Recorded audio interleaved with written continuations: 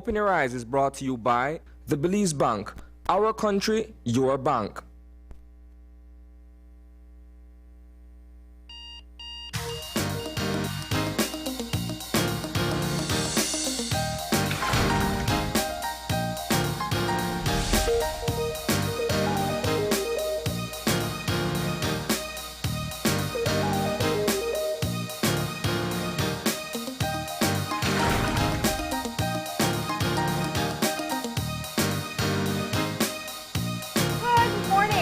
Welcome to Open Your Eyes. Start your morning right.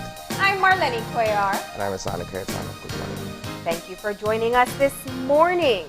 It is a Monday morning and we're ready to kickstart another productive week. How was your weekend? Very good. Very productive, that's the point. And by productive, I mean you get your rest time in because it's been quite a week. This weekend for me was quite a lazy one. Yeah. I spent ample time with friends and family, but not really doing much. Just staying at home, relaxing, and I'm well rested, believe it or not. Okay. I'm prepared to take on the week ahead. That's good. That's good. Yeah, you know, I think definitely people are they have to stay home more now. Social activities. There's the crackdown on social activities due to COVID. I think people are trying to be a bit more responsible in how they're moving around. But we'll be talking in just a bit about some of the COVID updates because that is a concerning situation. We have our Eye on the News coming up in a bit. So let's get moving into some motivation for this morning. And that means it's time for Eye Opener. And our Eye Opener, taken from dailyom.com, goes like this. When we learn to let go, more energy flows and less effort is needed. When we become overwhelmed and things are not going as planned, it is natural to hold tighter to our goals and try to force things to go our way. In the process, we tie ourselves in knots, tensing our shoulders, jaws, and muscles throughout our bodies.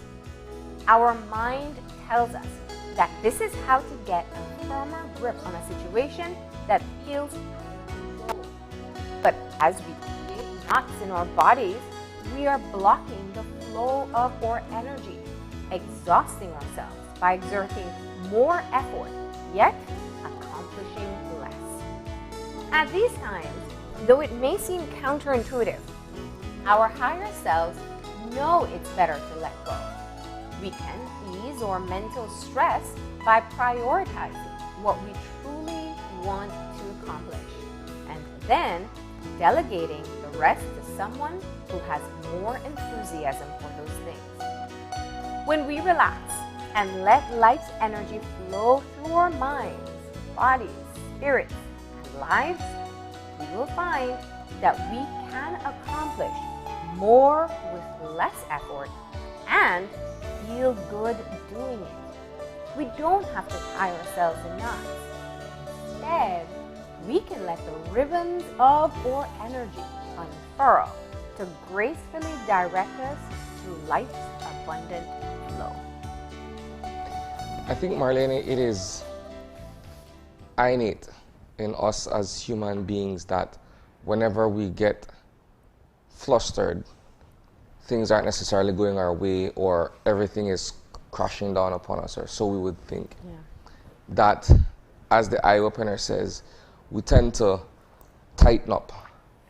And that's how we feel as if though we're getting handle of the situation. But then you would learn that over time, with experience and a certain degree of maturity, you begin to appreciate that in some moments where you don't have real control of a situation, it is better to simply let it go. And it allows you then to sort of step back and see a bigger picture, then being able to identify what you need to address as the primary thing that will eventually solve the situation that you're in. But I stress on experience and a degree of maturity. Because I would say this, Marlene, and it's related to the first line of the eye opener, but it's also from a universal point of view. I have the hardest issue letting go. And that also includes breaking up. right? And I think it's just natural in me that I want to hold on or save. Maybe I could still do something to try to salvage or save or what have you. And then I've learned that, you know what? To an extent, perhaps letting go is the best approach. Then seeing if though there's something that can be done from a somewhat of a distance. That gives you a better perspective than in the middle of the situation and you're still believing that you have a grasp of what's taking place. Yeah, yeah.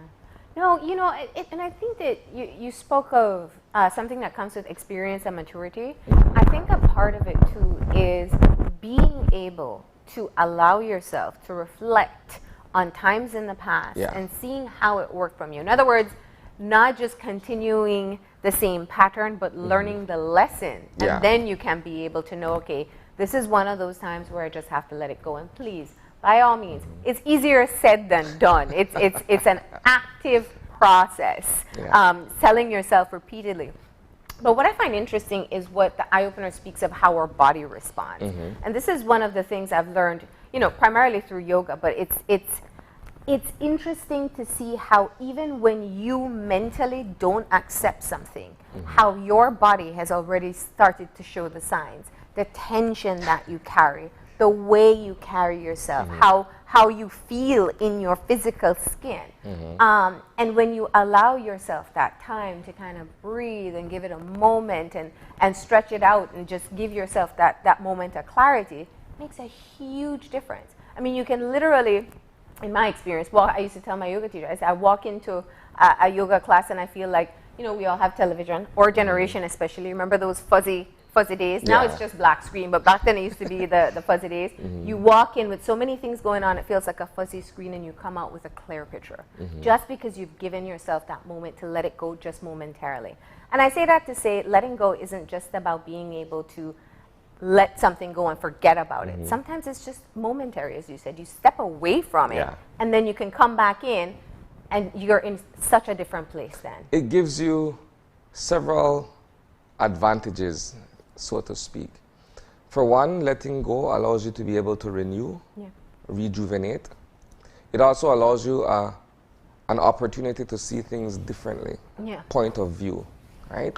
And it allows you to re-strategize.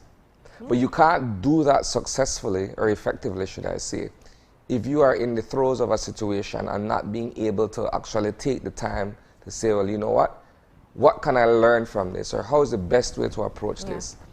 And I think situations teach us how to adapt and how to, you know, kind of fine-tune that approach. All right. Yeah.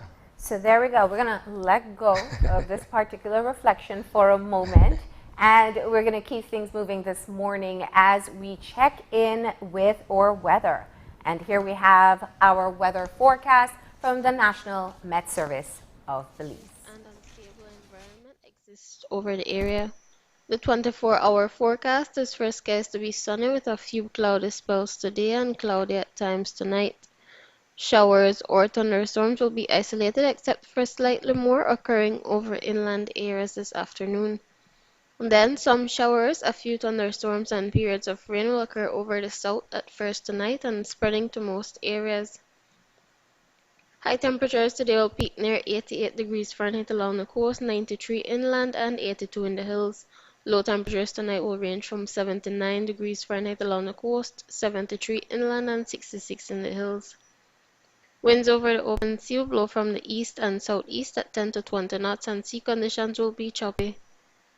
Low tide occurred at 8 minutes after 6 this morning, to be followed by high tide at 12:21 this afternoon and another low tide at 7:48 tonight. The sun rose at 5:20 this morning and will set at 6:31 this evening. The moon will set at 9:12 this morning and will rise at 10:20 tonight.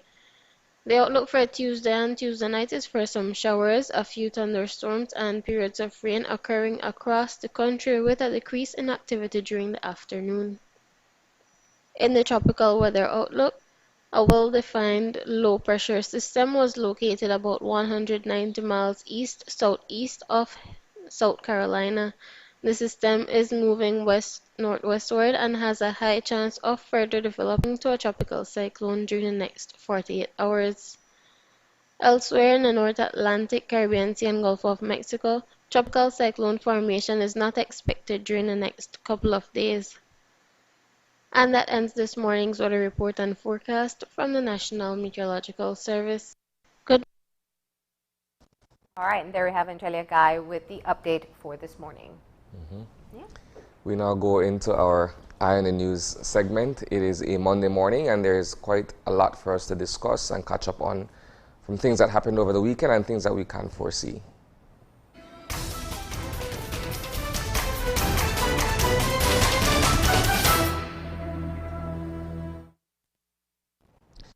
Last Monday, we continued our discussion on the turn of events that has led to a free fall within the United Democratic Party in terms of its leadership, and the fact that there are parliamentarians and other members of the party that are moving to recall Patrick Faber as the party leader. On Friday, it was the first opportunity that the media got in terms of putting forward certain questions to Mr. Faber to get an understanding of where he is, what's his position in response to everything that is happening in and around him. There were quite a number of revelations that came out of that press brief. One of the major ones, if I could describe it as such, and perhaps this was unbeknownst to some of us in the media, is the fact that his longtime political nemesis, John Saldivar, as you would know, these two individuals have gone head to head in terms of the leadership of the United Democratic Party. The most famous was the first convention that was held last year, in which Faber was soundly defeated, but Saldivar was forced to step down. This is in the midst of the Lev Derman affair. So one of the major developments out of the press brief on Friday was the fact that, according to Patrick Faber and based on the constitution of the United Democratic Party, John Saldivar is now ineligible for public office through the United Democratic Party. He can no longer run. Apparently he has lost 3 general elections. That was one of the major bombshells, if I may, for some of us who did not know that. The other was the fact that there has been a movement within the United Democratic Party, and this movement is in part responsible for the gathering of all of these signatures amongst delegates, and the movement is termed Caucus for Change. And according to Faber, he is saying that this is nothing new, that some of us who are in the media but are fairly younger would not have necessarily been paying attention to a similar movement that was sort of brought together in the late 90s to try to remove former Prime Minister Dean Barrow. Obviously, at the time, he was the leader of the opposition. So there was also a similar move reportedly headed by John Saldivar to unseat Dean Barrow as the leader of the UDP back then. So that was the second thing, right? He has also admitted publicly that based on the incident that took place in terms of the video that went viral, he has been seeking therapy to deal with anger management issues. But all of that comes, Marlene, on the heels of a new leader of the opposition being installed, right? And this happened pretty much a day before. And the long and short of this is that there are developments happening within the party. And on the heels of those developments, a House meeting has been scheduled for this coming Friday, the 2nd of July, which means then that it will be Shine Barrow's first representation in the House, should I say, as the leader of the opposition for the United Democratic Party. And notwithstanding these changes, Faber has committed to continuing to do the work of the Collett constituents and, of course, the work of the UDP. But it is clear that there is tension within the party. It is very much there. And while a date has not been set, and again, as I've mentioned, there are a lot of things happening in the background. So the Central Executive Committee met on Wednesday on Thursday to set a date for the recall convention. That date up until Friday when we left had not been determined, but we do know that it's imminent. And so that is one of the developments within the party as well. But all of this is taking place at around the same time. So it keeps the situation fluid, as we would describe it. So going back a bit to this Friday's House meeting, it will be interesting to see the dynamics of what takes place on the opposition side of the floor, simply because,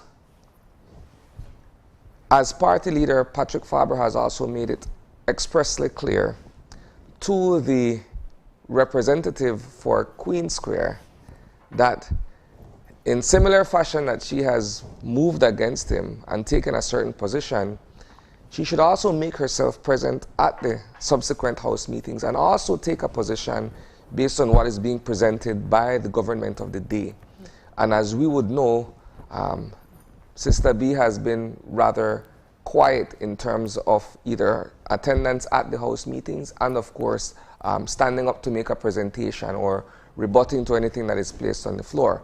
So that will be interesting to see the dynamics of all of that, because you have Hugo Pat, who, as the first deputy leader, has also signed on to the document that triggered the recall of Patrick Faber as a leader of the opposition. And so there's also Tracy Panton, who abstained from signing on to that document. You have Shine, and then you have Sister B. So it'll be interesting to see what the dynamic will be on that side of the floor on Friday. Yeah, I think all eyes have been on the situation for what's going on almost 2 weeks now. Yeah. And it was all triggered by a video that was released that showed Patrick Faber losing his temper in a domestic issue, an issue that has plagued him for quite some time. What this particular video did, I think, with the response from the public and his subsequent video explaining himself as to what had transpired, it definitely triggered action within the party that some would say was a move they wanted to make, but this simply provided the opportunity. Yeah. And I think it's important because there is the constitutional beliefs for the opposition, but there's also the UDP constitution as well. And so I believe that people have seen the vote of no confidence in the House of Representatives, where 3 representatives, the Mesopotamia representative, Shine Barrow, the Albert representative, Tracy Tager Panton, and Hugo Pat signed on to that particular vote of no confidence, which 3 constituting the majority, because it's 5 representatives, has allowed Shine Barrow to now be the leader of the opposition in the House of Representatives. But he is not the party leader. The recall that was, the petition that was put forward by the delegates that were signed is for the recall of the party leader. And what we have clearly seen is that Faber is not stepping down. In fact, when that meeting takes place, which should be very soon, it is going to give the members of the party the opportunity to decide if they want to keep Patrick Faber as the leader of the party. And given the fact that the petition that was put forward had over 200 signatures, and the required amount, you can tell me the numbers again? Okay. In the first instance, they would have needed 170 signatures to trigger the recall convention, right? Yes. They exceeded that by almost double. They were all the way at 290. Okay. And if I'm not mistaken, they would need somewhere in the vicinity of 360 delegates to sign on by way of a vote. To actually vote to say we no longer want Patrick Faber as the leader of the party. Yeah, so essentially, if you're looking at it from a mathematical point of view, they're only shy at this point of about 70 delegates signing on or voting in favor of the recall itself. And what's interesting about the Sister B part is that she didn't actually sign the letter of no confidence. It was the other 3 representatives that signed it. But I think the issue at hand is that the delegates from Queen Square participated in that petition for the recall. Yes. So therefore indicating, especially in political realms, that she has supported the recall of the party leader. Now here's an interesting thing, Marlene.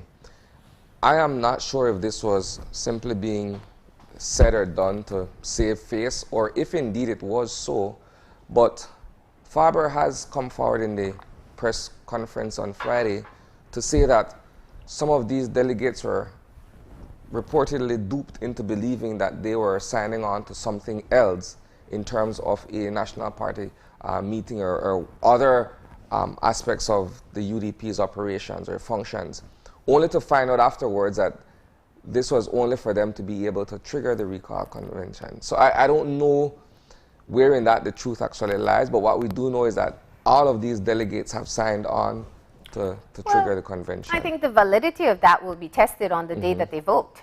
So if they were duped, then they'll vote in a different way. If they in fact did genuinely support the recall petition, then they'll vote as they did in the recall. And I'm simplifying an issue because there's obviously much at play. I imagine it's like a campaign process all over again to get everyone back on, for Faber, to get everyone back on his side and supporting him as party leader.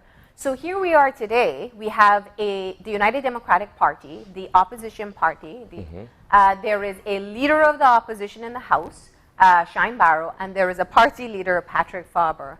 None of us have experienced this in our lifetime. Well, we haven't experienced this in our lifetime, and it is really, I think, a very critical point for the opposition party because, one, they have all acknowledged that there is a need for rebuilding because of the massive defeats that they have faced in both the general and municipal elections. And so there is a lot of work for them to be done, and being, and you could argue either side. Either this is a black eye once again after 2 defeats, or it could be getting a head start on reshaping the party. But it just depends how you want to see the situation. What we do know is that they are in the midst of this turmoil, that a recall vote must take place, and from that we will see if the United Democratic Party will have a new leader or if they will proceed with Patrick Faber as their party leader.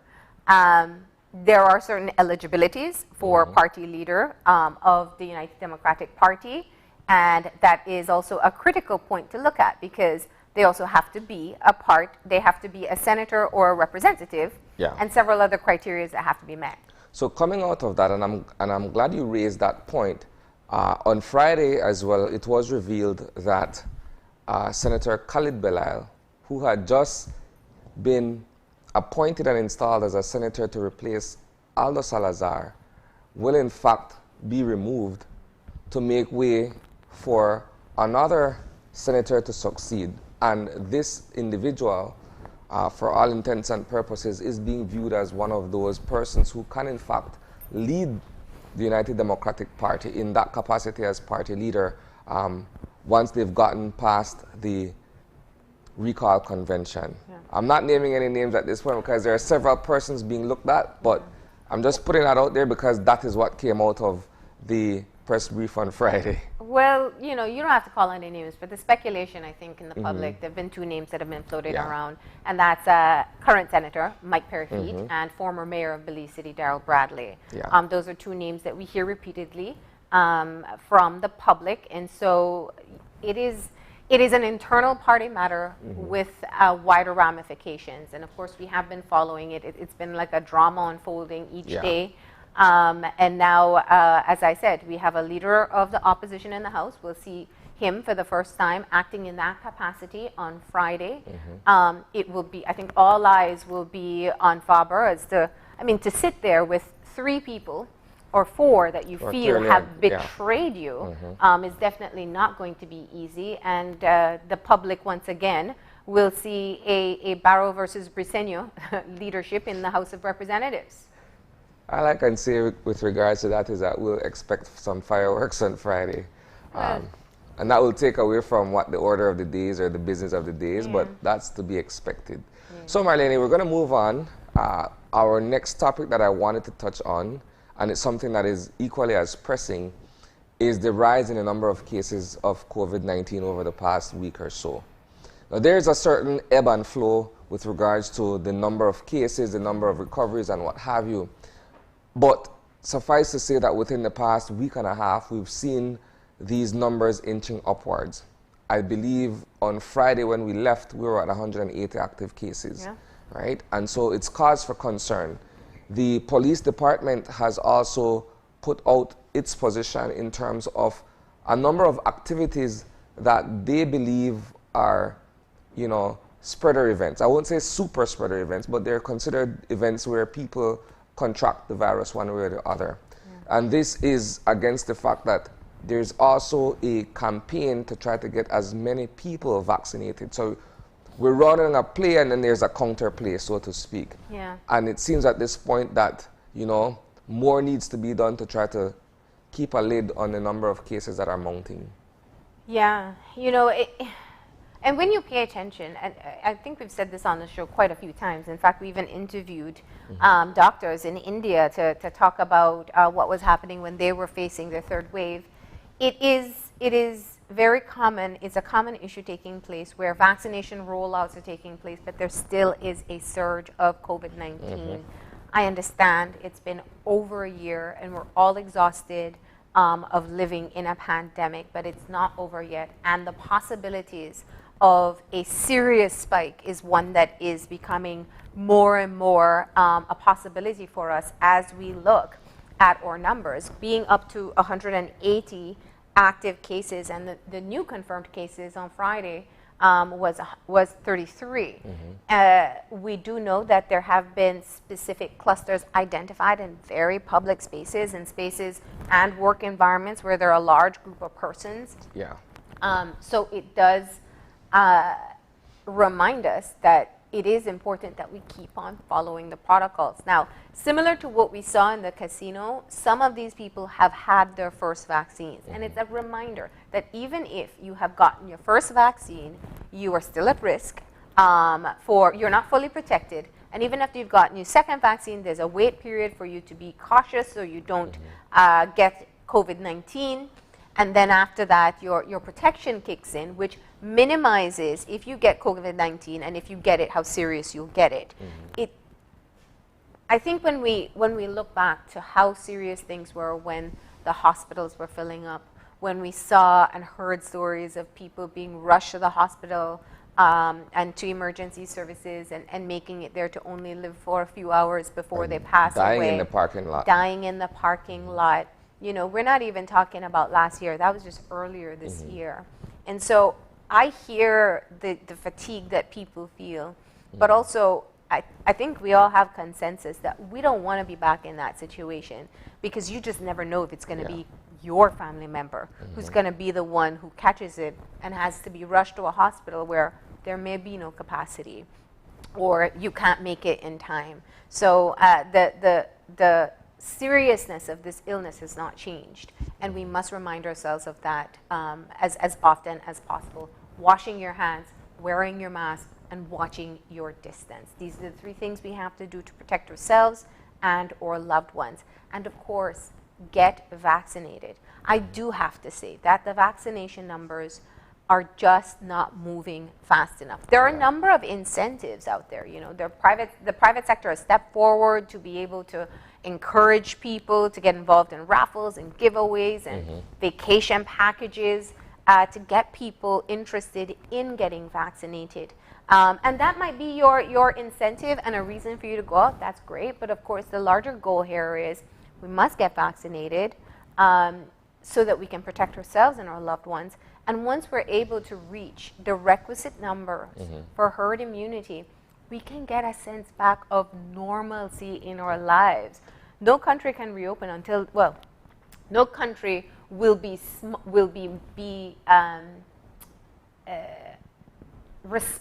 irresponsible to open up fully until they have those numbers. And so if you're tired of all the restrictions, well, the vaccination will get us there faster. Let me use this perhaps as an opportunity to, I don't know, share a testimonial, if I may. Last year around this time, there was no vaccine. Yeah. We were living in what I describe as the dark ages in terms of the strict curfew, all the regulations that were in place at the time. And we did not know what was coming next. Then the vaccine rollout began. Belize became a part of that program. We became eligible by class to take certain measures to become vaccinated. I've taken my first vaccination. I still kind of was very, very careful, but I knew that there were some things that began to become natural to me. Yeah. Hand sanitizing, Yeah. mask wearing, right? I've taken my second vaccine, so now I'm fully vaccinated, but some of those very same things still remain with me, like washing my hands, stepping out and wearing a mask. There are times where you will forget, I mean, it's human nature, but for the most part, those have become very much a part of your everyday. It's almost as if though before you leave your house or you wake up in the morning, you brush your teeth, it comes second nature. It has become that. So I think I am able to think free and see the sort of freedom that I can enjoy because of knowing that I'm fully vaccinated. Yeah. And so I'd use this as an opportunity to encourage other people to do the same. And perhaps it makes a difference in the way you feel about moving around and your own personal safety. For me, it makes a difference too with interacting with loved ones. Like my mother was fully vaccinated because she was Group A, you know, based on age, and it was a great relief when she was fully vaccinated. But now that all the rest of the family is fully vaccinated and we can be around her and feel comfortable knowing that we are not putting her life at risk because she's vulnerable. That is just, I mean, that's worth any groggy feeling, any sick feeling. And I didn't get terrible side effects, but any side effects I would have felt, that comfort is worth it. And I think that's also something that has to be considered. But the issue here is that the vaccine hesitation is fueled by a lot of an inundation of information on the public and skepticism as well. So it does mean that there must be a more robust education campaign to combat kind of, they call it the infodemia, the overwhelming amount of information that people have access to, and they're not necessarily filtering it based on science. So there has to be an active campaign, especially since we're not seeing the numbers move in the direction that we want it to. There should be, from a public relations standpoint here, there should be two campaigns running consecutively. The education campaign on the ground and the public awareness campaign that one can run on the television or on the radio or in the newspaper and the social media space. And I think it's for the Ministry of Health to be able to see how best that they can synchronize these efforts so that if I don't see it or hear it on the radio, there is someone in my community that could come and say, hey, here's a pamphlet, or hey, what do you know, or that sort of thing. And I think that aids to get people to get away from the vaccine hesitancy. And you know, when you say that, just very quickly, I was thinking of things like HIV education. There's been a lot of innovation for that. You know, they've trained barbers to be able to kind of educate guys when they're cutting their hair about using condoms and taking preventative measures.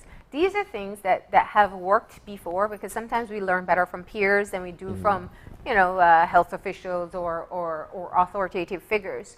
So maybe these are some of the things that can be explored. But clearly, there is a need to get the word out about why people should get vaccinated and how they can do so. But that is our recap of some of the big stories that are taking place at this time. We're going to close off Eye on the News.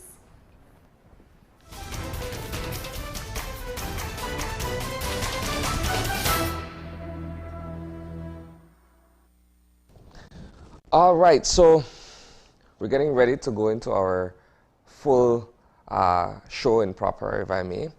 And that means that we're going to have a segment that covers a discussion that we've been following for the past 2 weeks, as we've mentioned earlier. And that's with the former mayor of Belize City, Darrell Bradley, who will speak with us about his own leadership ambitions and his interest in, you know, seeing this issue within the party resolved. So that would be a two-part conversation this morning, Marlene. All right. And then we're going to be having a conversation about a promotion of Garifuna identity There is a Garifuna University without walls that is pushing the preservation of Garifuna culture, and we'll get all the details about the work that they've been doing in the latter part of the show. So we're going to go ahead and take that first break, and when we come back, we'll be talking to Darrell Bradley. Will he or won't he? We'll find out in a few.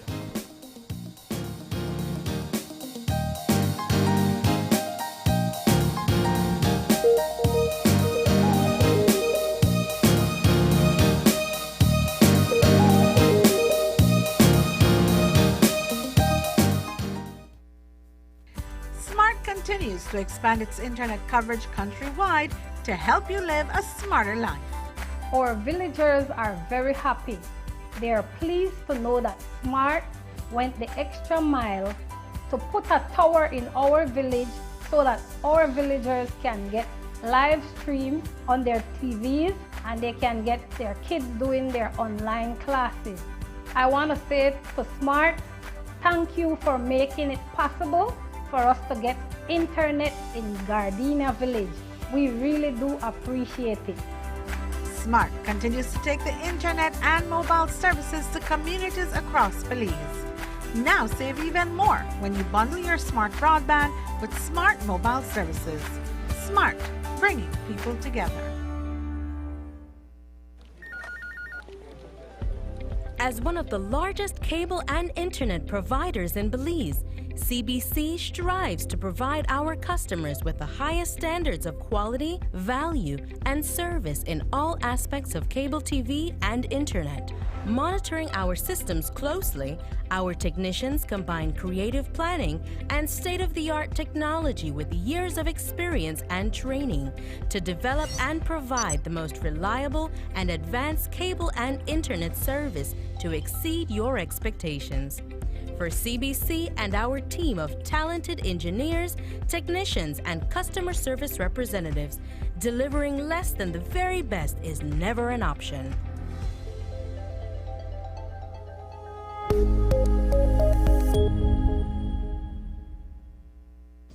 Good morning, sweetie. It's time for school. Are you a teacher or public sector employee who is thinking of owning your new home?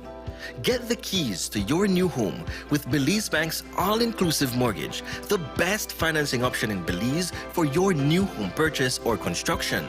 Inclusive of all mortgage-related fees, no down payment, affordable terms, amazingly low interest rates. Visit our nearest branch to speak to one of our financial advisors to discuss how you can be one step closer to owning your new home. Some conditions apply.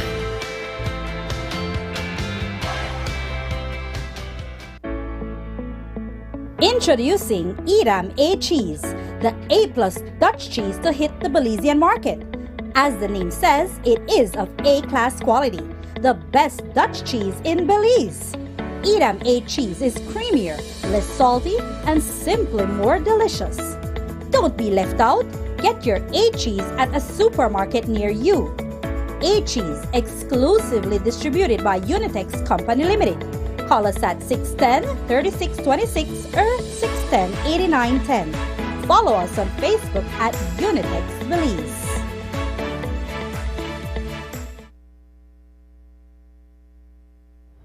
At home, on the road, at work, at school, or on a day off, if you see news happening or suspect that something might be up, call or text the Channel 5 News Belize tip line at 672-5555.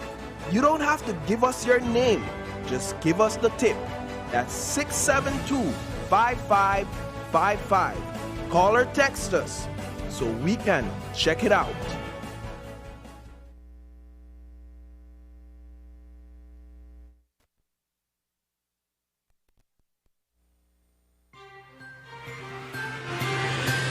Today's COVID update is brought to you by Fulltech Systems, your technology center, where you'll come for the price but stay for the service. And welcome back. We have been joined on set by former mayor of the United Democratic Party for Belize City, Darrell Bradley. Good morning, Mr. Bradley. We're living in very interesting times, notwithstanding the pandemic situation that we're going through, but on the local, national front, we're looking at certain changes within your party over the past few weeks. And I understand that you have since expressed an interest or a willingness to lead the party should that opportunity arise. Begin first of all by sharing with us your position on what has been unfolding within the party. Well, one of the big things is, and I've actually said this on this program before, I want to thank you first of all for the opportunity to come here, that I'm always annoyed with politics. And the reason I'm annoyed is because we focus a lot of attention on people and personalities rather than ideas and a vision and discussions about how do we unite the party and how do we unite the country and move the country forward. And one of the things that I have been very silent about but disturbed about is the extent to which we are, as a political party, consumed by this discussion. I mean, it's a thing that we can't escape ourselves. And one of the things that I want to say is that the discussion ought not to be about Patrick Farber. The discussion ought not to be about Darrell Bradley. It's not about Michael Perfield. It's not about any single individual. It is how can we come together as a party community, as a party family, and how can we galvanize the party to project a vision for giving the Belizean people an option. And I think that that has to be the conversation.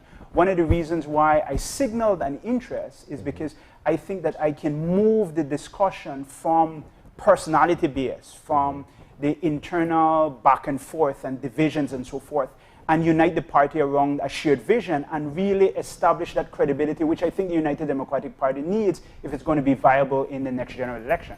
It desperately needs that unification and that shared vision, because if you look at what has been happening since last year, February, to me, that sort of signaled the beginning of the free fall in terms of the party. And this was prior to the results of the November 2020 general elections, just to see that there were 2 conventions held within the span of less than 6 months, and all of what unfolded there. Then on the heels of that, the major loss at the general elections, and then the major loss once again at the municipal elections. So there is a lot for you guys to be able to try to fix in a bid to once again become viable. Yeah, I don't think it's a lot. I think one of the main issues, and this is something that I struggle with as a leader, you have to suspend yourself. A lot of times people's worst enemies are themselves. And as a leader, you have to be cognizant of the demons that you face in life. And a lot of times you have to realize that it's not about you. It is about what the country needs, what the party needs, and what ideas can really come forward. And I think a lot of the divisions in the United Democratic Party are personality-based, and that ought not to be the case. We need to be more about the party and less about ourselves. And we need to look at leaders who can bring about credibility, who can bring about change, and who can change the narrative and the discussion to what the party ought to be about. One of the things that when this whole thing was unfolded, I actually sat down, and I brought this morning because I'm all about little notes, but I jotted down 12 points that I've come on the show and you've allowed me, given me the opportunity to talk about. And these are policies and ideas that I think the United Democratic Party could really champion. I mean, we're dealing with a lot of things in the country, discussions about UNCAC and anti-corruption. We're looking at economic development. We're looking at how do we redress economic inequalities in this country. But we're not talking about any of those things because we're embroiled in this discussion and we can't seem to get out of it. Well, let's step back for a minute, and then I want to get you to weigh in on the issue as well, because what is currently taking place is a leadership crisis. And while I hear your point, that very often when we talk about politics, it seems personality-based. But the core issue, if we really just take everything away, is integrity as a leader. That's true. And that's what it boils down to. Your behavior becomes a part of what builds your integrity. Of no course. person is infallible. We all make mistakes. Of course. However, when the problems that you're facing are so public, and they're also seen by the wider public as something that a leader should not engage in, it becomes an issue. So not so much just personality, but behavioral. Let's talk about the importance of integrity. And if you see that this has, do you agree that this has been a big part of the issue facing your party? I believe that what you have said is what leadership is all about. So that leadership is fundamentally about character.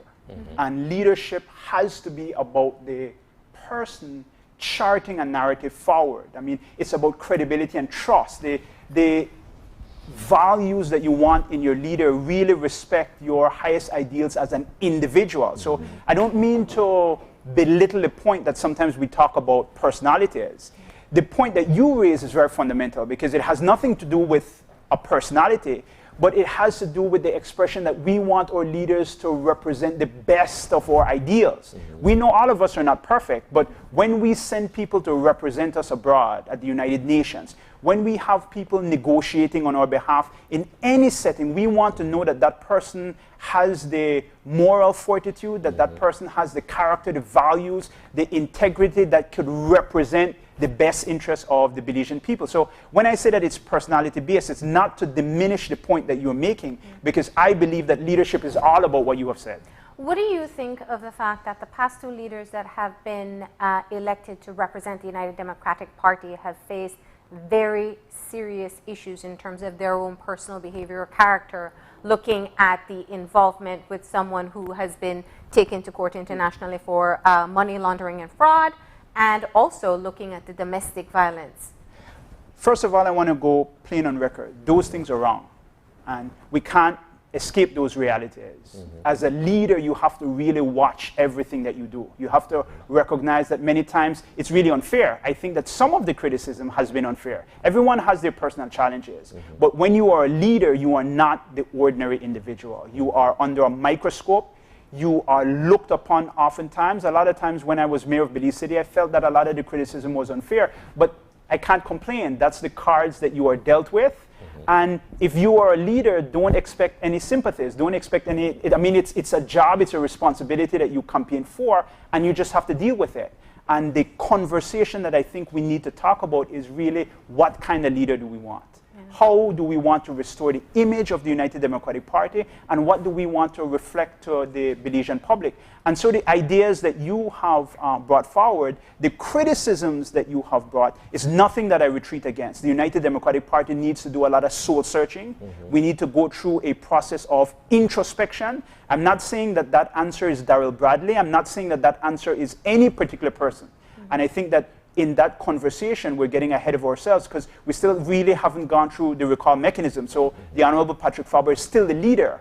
But even if he remains the leader of the United Democratic Party, we're still going to have that problem, which is the big elephant in the room. How do we project an image of character in the highest office of our party and a hopeful for the highest office in our land? If you want to be leader of this country, you really have to watch that. And again, it's unfair, but it's what people expect in a leader. Would you characterize or perhaps describe, because from the outside looking in, some people would say pitting these two candidates against each other from last year was bound to result in something of this sort. Yeah. When you look at what John Saldivar's image has been, and when you look at the allegations that are made against Patrick Faber, and if you're looking at what you've described as moral fortitude and strength of character, then this was a collision course from the very beginning, some people would argue. One of the problems that I find in politics oftentimes is that you live in a bubble, and you don't really,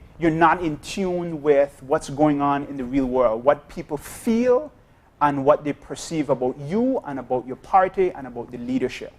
And I think too often in the United Democratic Party and in political parties on a whole, we've become insulated and we've become divorced from the experience that people really feel. You get elected and you go on an ivory tower, and we always have to be in tune. It's part of public consultation and engagement that you want to make sure that the leadership, the party, is inclusive of different ideas, and that you are really watching what people are saying in the public, that they're saying, we want change, we want a different face, we want newness, we want somebody with integrity, and we want vision for the party. And if you don't ascribe to that, the reality is that you're going to get a lashing at the poll, which is what happened.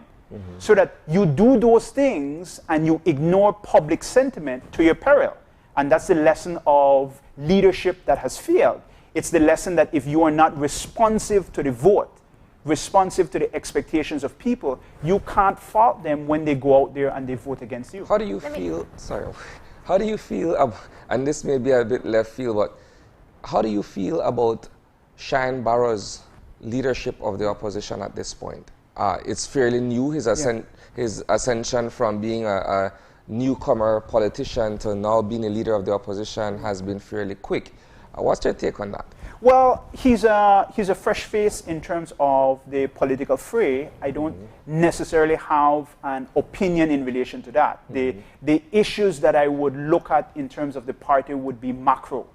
It would be, how do we bring new people into the party? I mean, over the past month or so, I've had conversations with a lot of people who say that, hey, you know what? I am a UDP and I want to come back into the upper echelons of the party. I remember when we had people like Vanessa Retreach, when we had, even in terms of somebody like Anna Banagai, other people in the United Democratic Party, people who in the public you may want to hear from.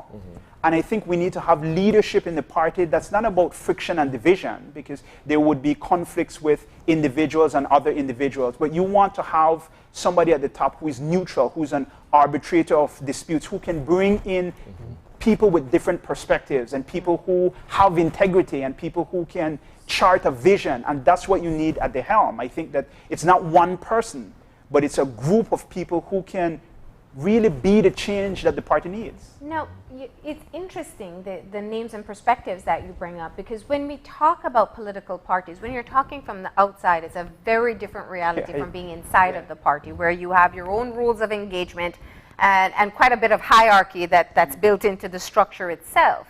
And let me ask you a question. Do you think that the United Democratic Party wants to be different?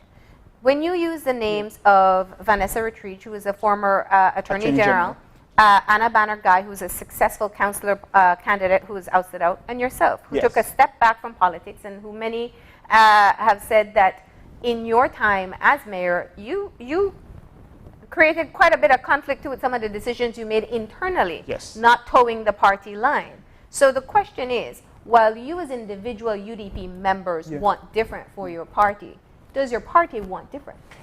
My response to that is this. The party is people. So people make change. I am part of the United Democratic Party. I'm actually a pretty senior member of the United Democratic Party. I was president of the Senate. I was two-time mayor. I've held many roles in terms of the internal party management. I want change. Vanessa Retreach was Attorney General. Other people in the party who are clamoring for change hold senior leadership positions. The reality is that the people who want change need to convince the whole party that this is the direction that we want to go. A party is not just something that is a creature all in its own. It's made up of individuals. And what we need to do is that we need to reflect the change, and we need to bring new people into the party who can be that change. It's not something where we're fighting against any group of individuals, but it's something where we need to convince everyone that this is the direction that we need to go. If the division is at the top, then how do you begin to shepherd the masses of followers that this is the direction that we want to go, when clearly there is not the kind of unity that you would see within the upper echelon of the party? I believe that there is unity, and there's unity because all political parties want to win. That's a unifying statement. Nobody goes into politics to lose. And one of the things that you will represent is, okay, then if we want to win an election, we need to be about change. Any single individual will understand that unless they want to shoot themselves in the foot. So that if you are dealing with a rational individual must check the temperature that both in the general elections and in the municipal elections, the United Democratic Party got a beating, which was substantial. That is a reality.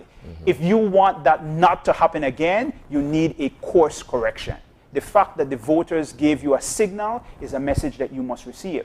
So to me, that is that's a dialogue, that's a discussion that we need to have. One of the things that I've oftentimes said on this show is that the principal job of a leader, the main job of a leader is communication.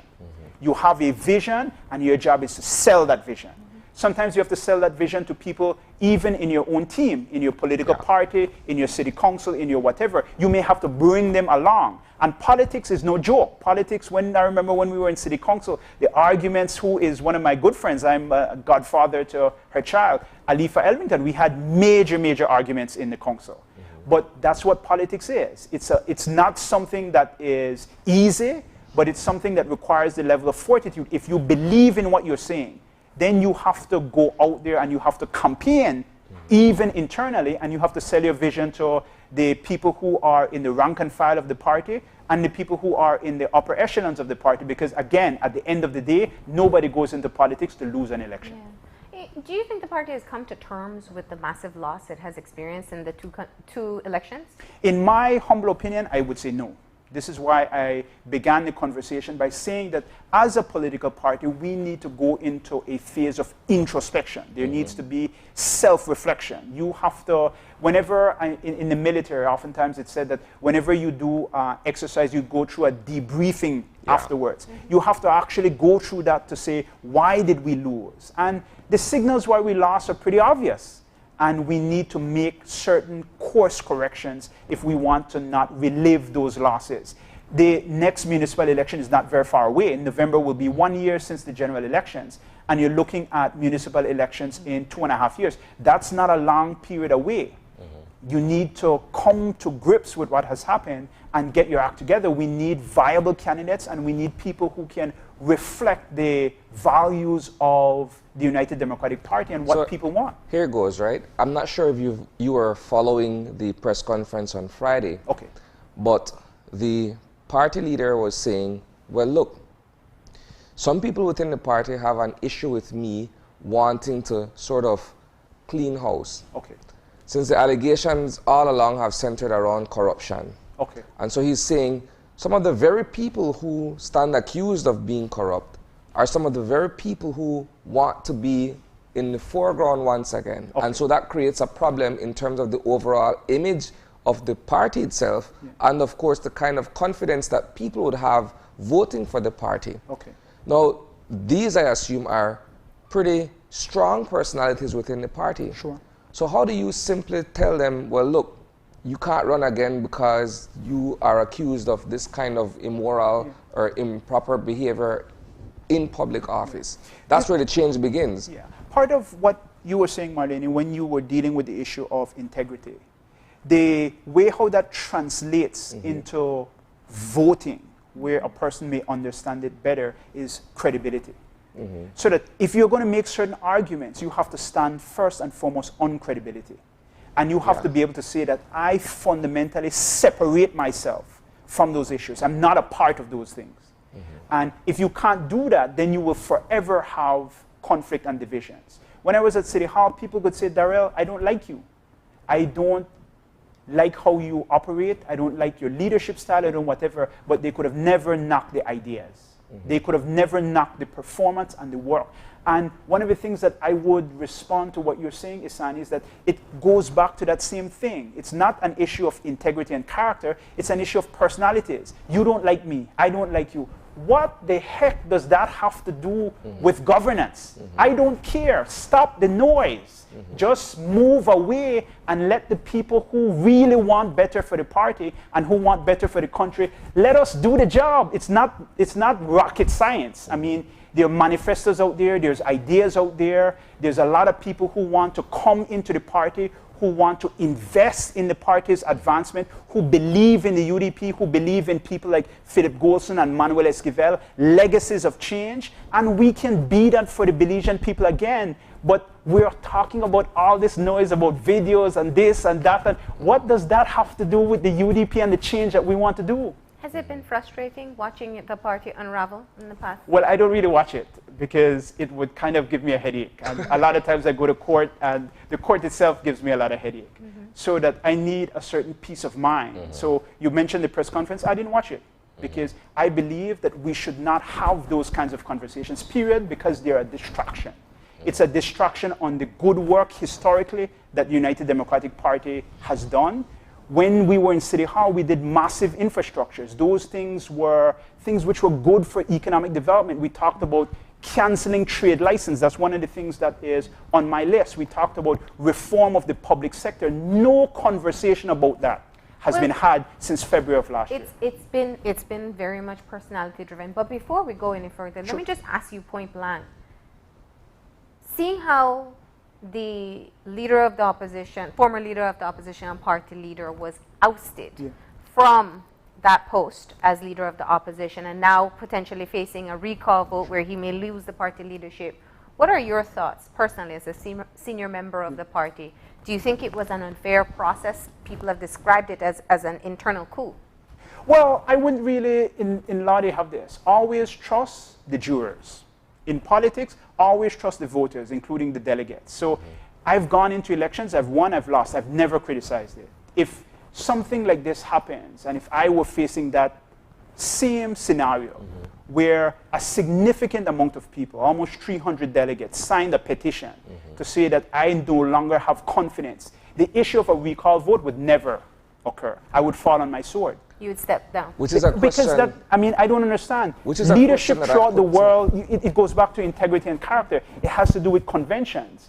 If you have, it's the honorable thing to do as well. I wouldn't say anything in relation to individuals, but I would say that in order to make the party about what it needs to be, to deliver a vision for the Belizean people, it can't be that people are talking about my personal conduct and my life. If you are talking about my life, that's a conversation that signals to me that, you know what, I need to go. And if there is a thing where 300 people, almost 300 people, have signed a petition, that's more than half of the delegates.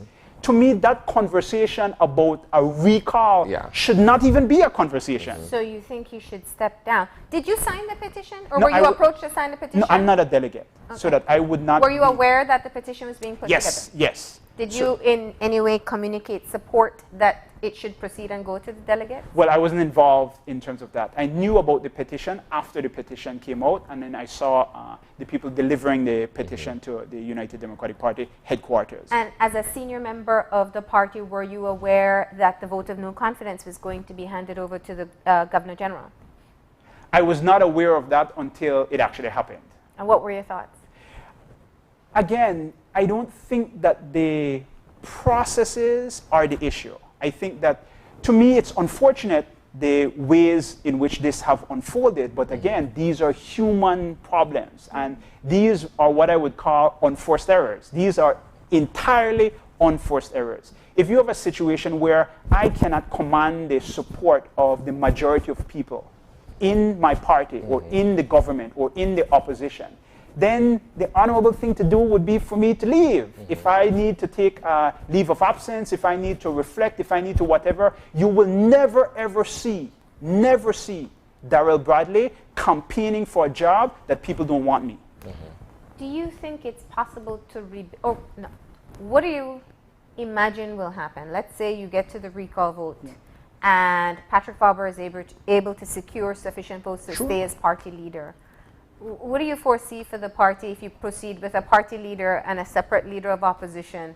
Let me say this. It is a realistic possibility that he may prevail. That's a realistic possibility because for a recall mechanism to be triggered, you need 2/3. So he would only need 1/3 to stay in office because you're trying to upset the democratic process. He was democratically elected by the delegates. When you're upsetting that before a convention, he is favored to win. He only needs to hold on to 1/3 of the block. But you're still dealing with the big elephant in the room, the character, the vision of the party. How do we use, because the divisions will not go away. The divisions will only go away if we do soul searching and we change the very top. Let's look at it from Do you still see Patrick Faber as a suitable leader for the party? I think that that is not a question that is important. Not to say that what you're asking is not important. But you are a senior member of the party. What I would ask is, can Patrick Faber, the Honorable Patrick Faber, convince Marlene Cuellar that UDP is a viable option? And the answer to that is no. Can Patrick Faber go out there to the public and sell the United Democratic Party as a reform party? The party is no. So you're asking me if I believe that he should be. That's not my place to answer. Do I believe that he can represent the highest ideals of the party? No. No.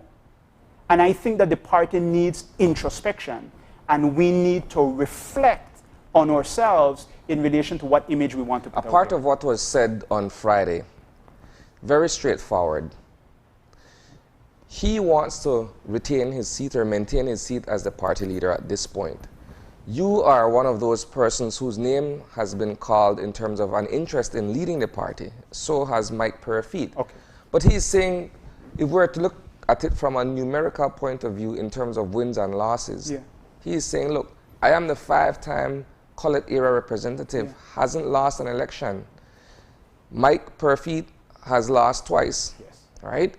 The standard bearership for Port Loyola, which he lost to Philip Willoughby, and the general elections for Freetown, which he lost to Francis Fonseca. So that says 2.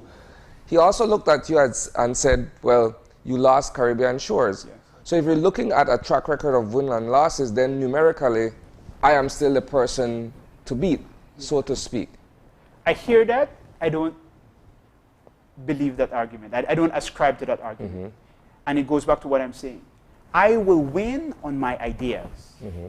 So if you're coming about, and this is something that I think needs to be part of the conversation, we need to really look wider on the electoral process. We need to look wider on things like manifestos and the vision of the party, because if all you're saying to me is you want a number and you want to be able to win an election, what happens when you win an election? There's no change. You win the election, but there's no reform.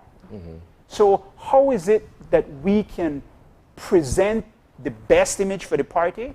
We need to soul search, and we need to have change at the very, very top. That will account for a significant amount of public interest and public galvanization in the United Democratic Party. Because at the end of the day, it will just be winning an election. And it's not about winning the election. It's about what you can do for the country and what you can do for individual Belizeans. It's actually about this list that I took time to write out to say that this is what the United Democratic Party needs to be talking about. Winning an election by ideas, by the strength of our manifesto and what we mean for change. And unless we accept that, then we'll be lost.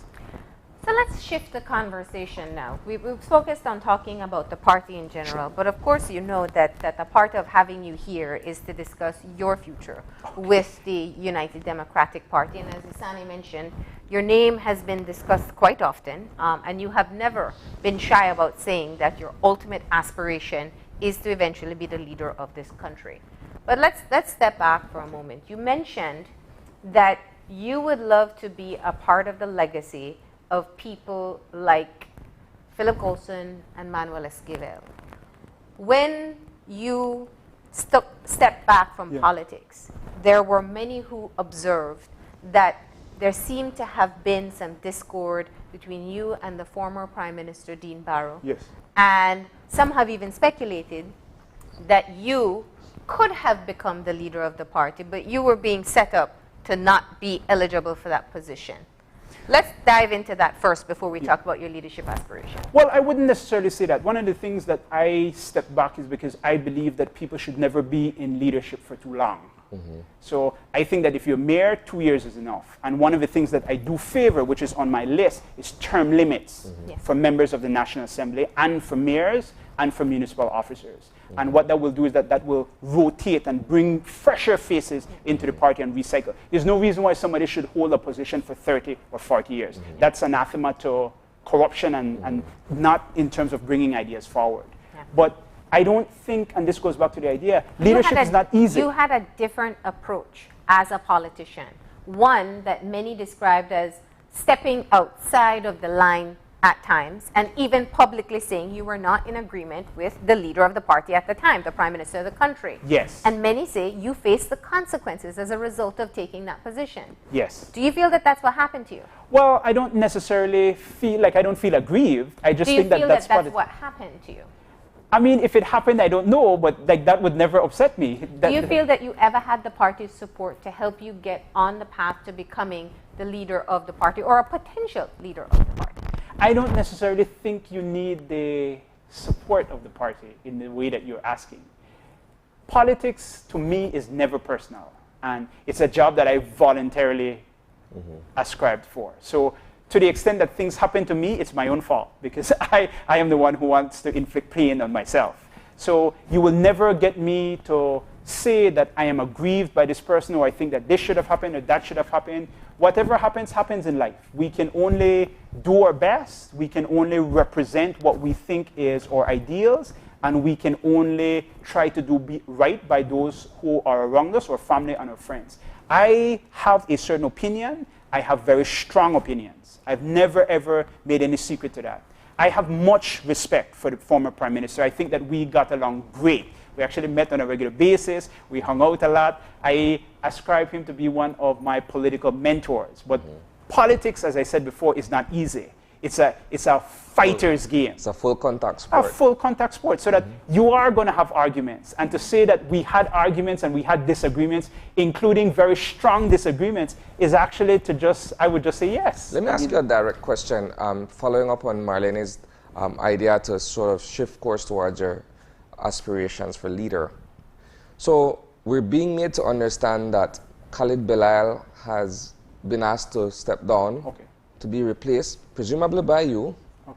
Do you believe that this now sort of opens it up once again for you to aspire for that position via the Senate? Well, one of the things that I will say is that, again, the recall has not occurred yet. That's a thing that has to, so there's no vacancy for party leader. We have a party leader. Should that come in terms of an opportunity there, my voice will be there. Because I think that the party needs to make some serious changes. And I think that we need to project a better image if we want to be viable in any future elections.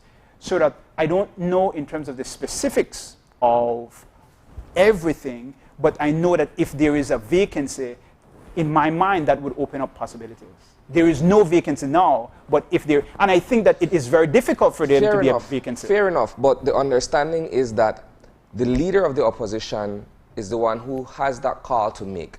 So he's essentially saying, well, look, if I am Cheyenne Barrow at this point, and I am clamoring for certain change, if I remove Khalid Belail and replace him with you, if I have that confidence in you as a potential leader, then by virtue of you being in the Senate, allows you now to be able to run for party leader, should there be that opportunity following a successful recall convention? That is what I'm asking you. That's correct. You're correct. Everything that you've said is correct. So that in order, according to the party constitution, you have to be a member of the National Assembly. So right now I can't even run for party leader because I'm not a member of the National I'm not a member of the National Assembly, and I'm not even a delegate, so I can't even vote. I mean, even if I were to run, I can't vote for myself, which doesn't make any sense. But like that question is not a question now because I am not currently eligible. And then secondly, the office is currently not vacant. Yes, but there is a recall vote coming up. Sure. Because the petition has been triggered and the recall vote will take place. So we know you well enough to know you don't plan just for today, you're planning further ahead. So there is the potential of a recall taking place, and there's the potential for a Senate position opening up.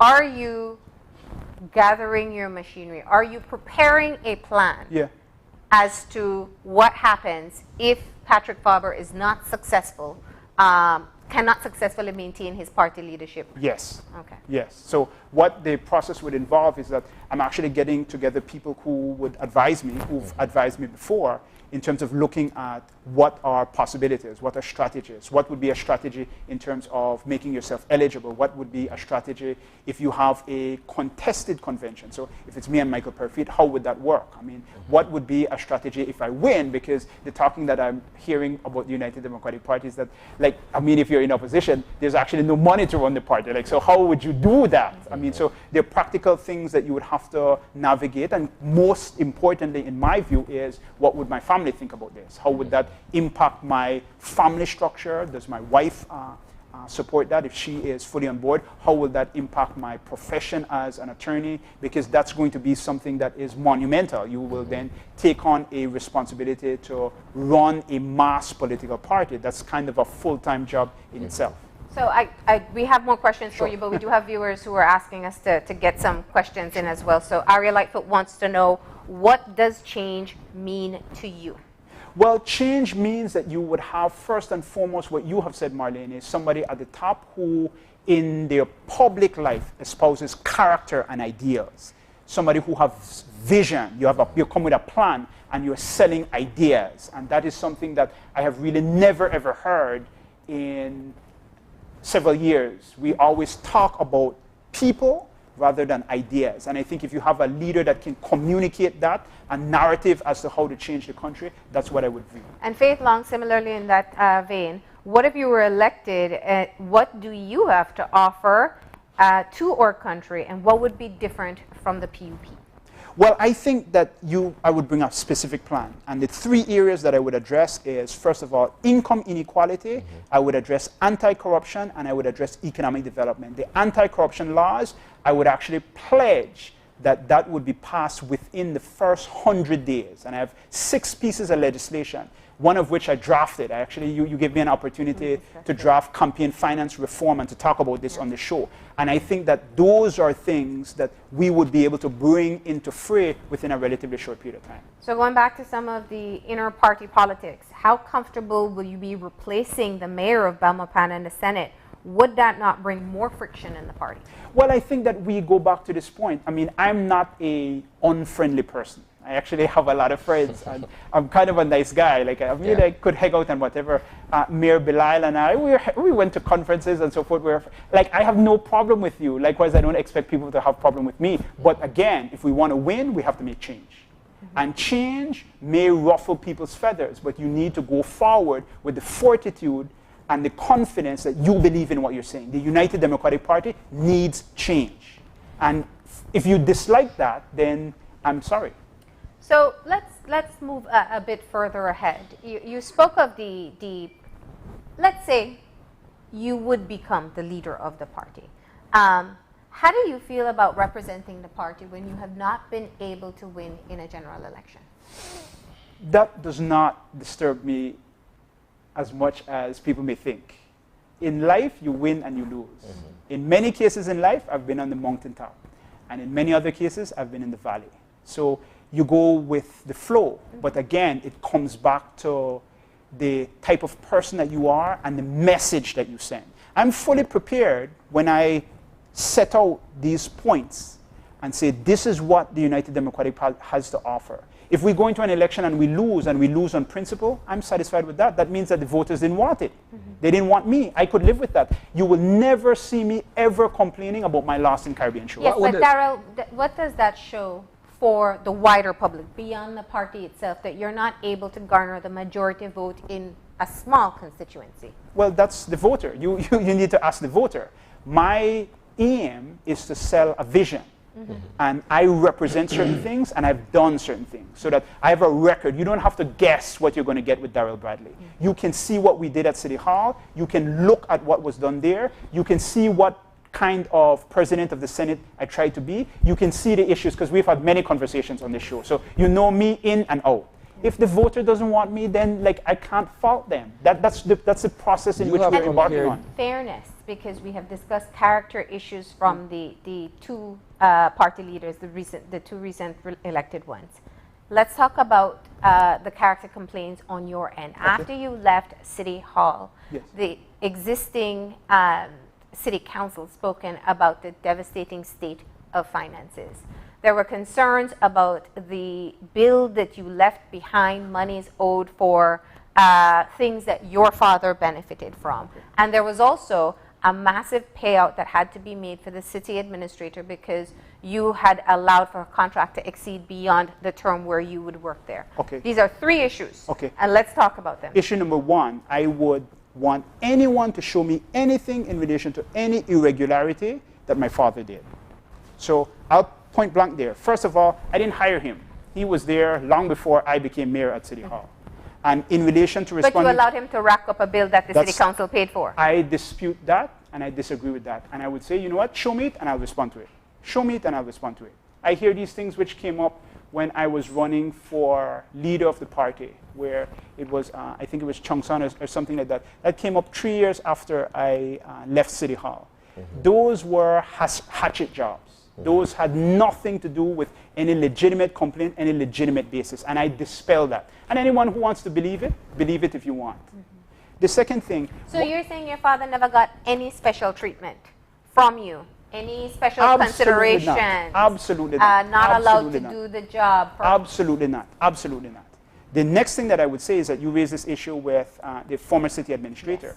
One of the things that I want to point blank say is that people always complain, oh, the city administrator on her contract. That was not something that I did. That was something that all mayors of all municipalities did. Every single municipality, UDP and PUP, they got the same exact contract. And that was part of a move to create a public service of the municipalities. So we passed the municipal services regulations, which gave tenure to all staff. And I will go on record to say that one of the biggest problems in this country is that we have allowed the public service to be politicized. The United Democratic Party has allowed that. And I would say that this thing about having CEOs, that when you get into office, you can replace the highest technical staff, that is wrong. And that contributes to corruption. One of the things that I will say about Candice Miller is, again, I didn't hire her.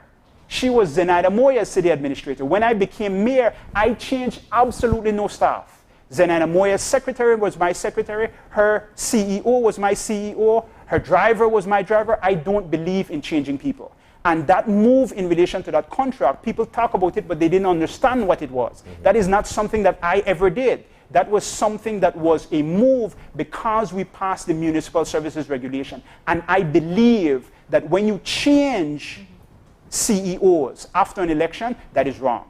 Those people should be there when a new mayor or a new minister comes into office. They have institutional knowledge. I don't know where we get this idea that when I become elected, I should fire everybody and change everybody. That contributes to the problem that we're in as a country. Well, yeah, and it's a deeper issue because it's also about cooperation as well with who you have on your team. But the bigger issue here, and the one of more importance, is looking at the state of finances of the council after you left.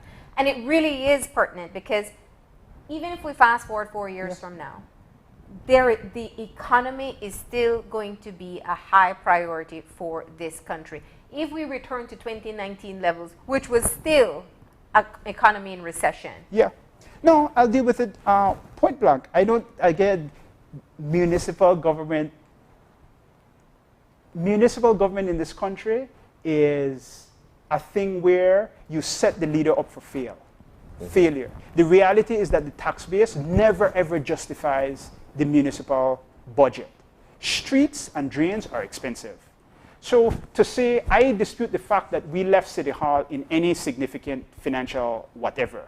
I actually think that we left City Hall in a much, much healthier financial state. We were able to pass much healthier than your predecessor. Much, much healthier. And we left City Hall when I left in the black. And I would say that we managed to pass a municipal bond where investors, private sector investors, invested in the city to the tune of $20 million.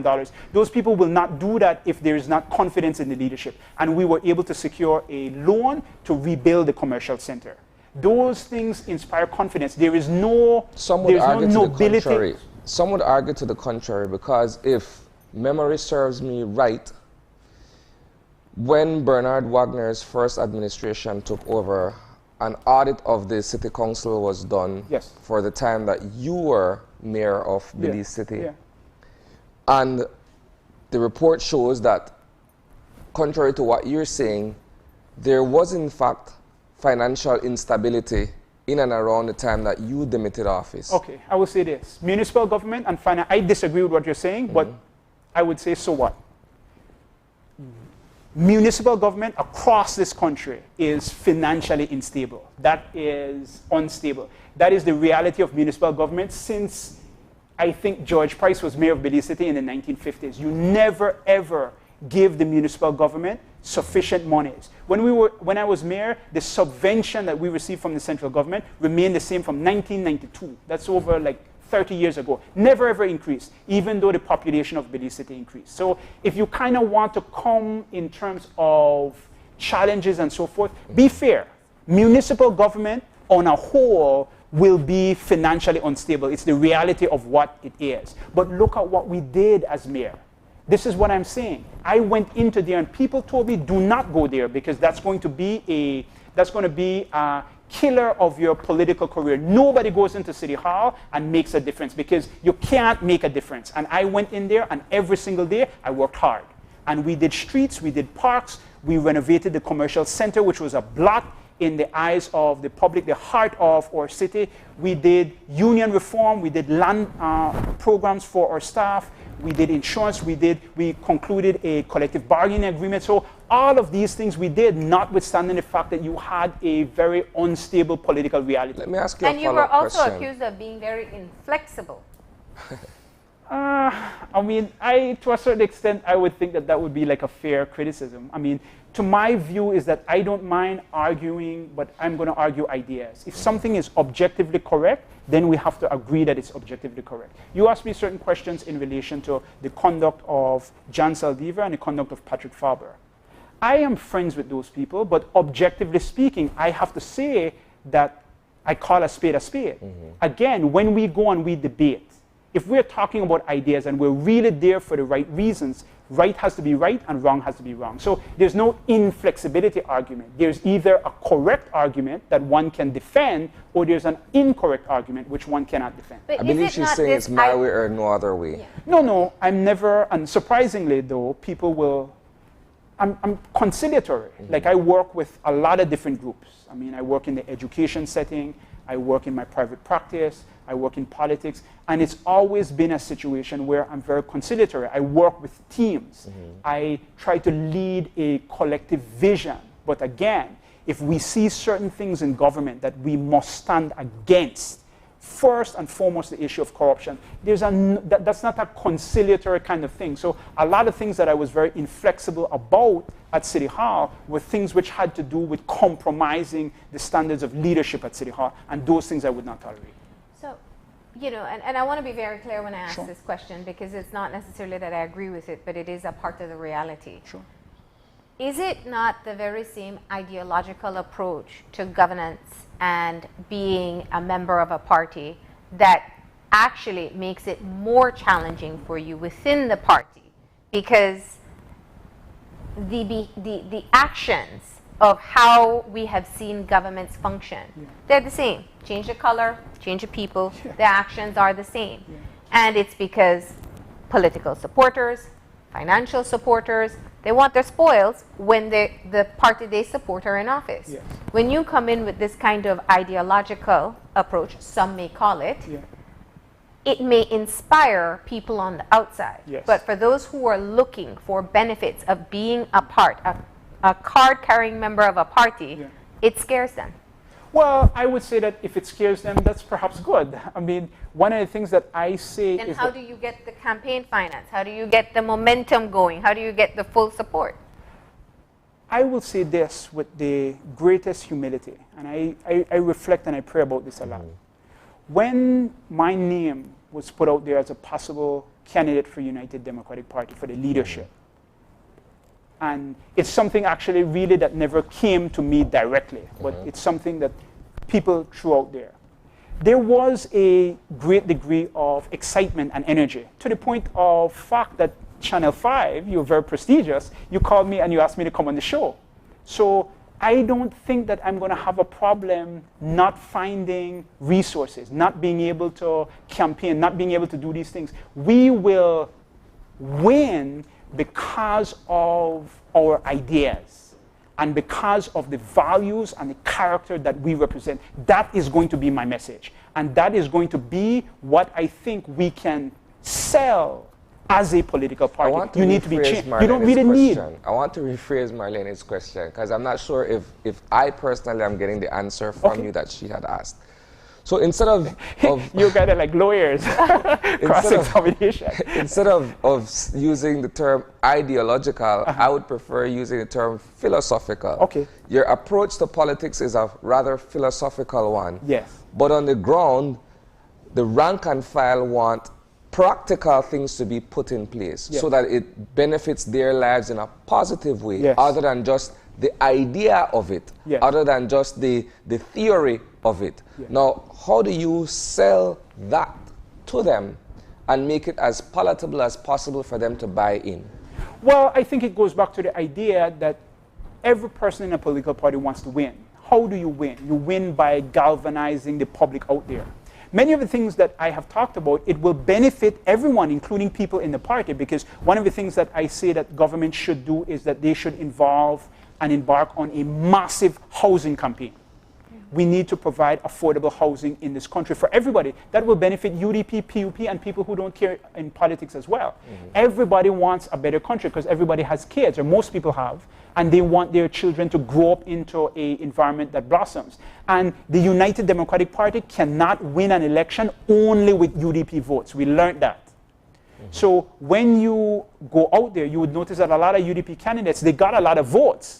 But what they were unable to get is the votes of those well-meaning, independent-minded people. You need a leader who can bring together the party and also bring together the independent-minded vote. And I will never shy away from the fact that we're ideological. Ideological divisions are actually good, and that's what politics is about. We should be debating ideas. And I think that if we are, one of the things that I like, when I was mayor, I believe, and this is a fair statement, I was able to raise the caliber of leadership at the municipal government.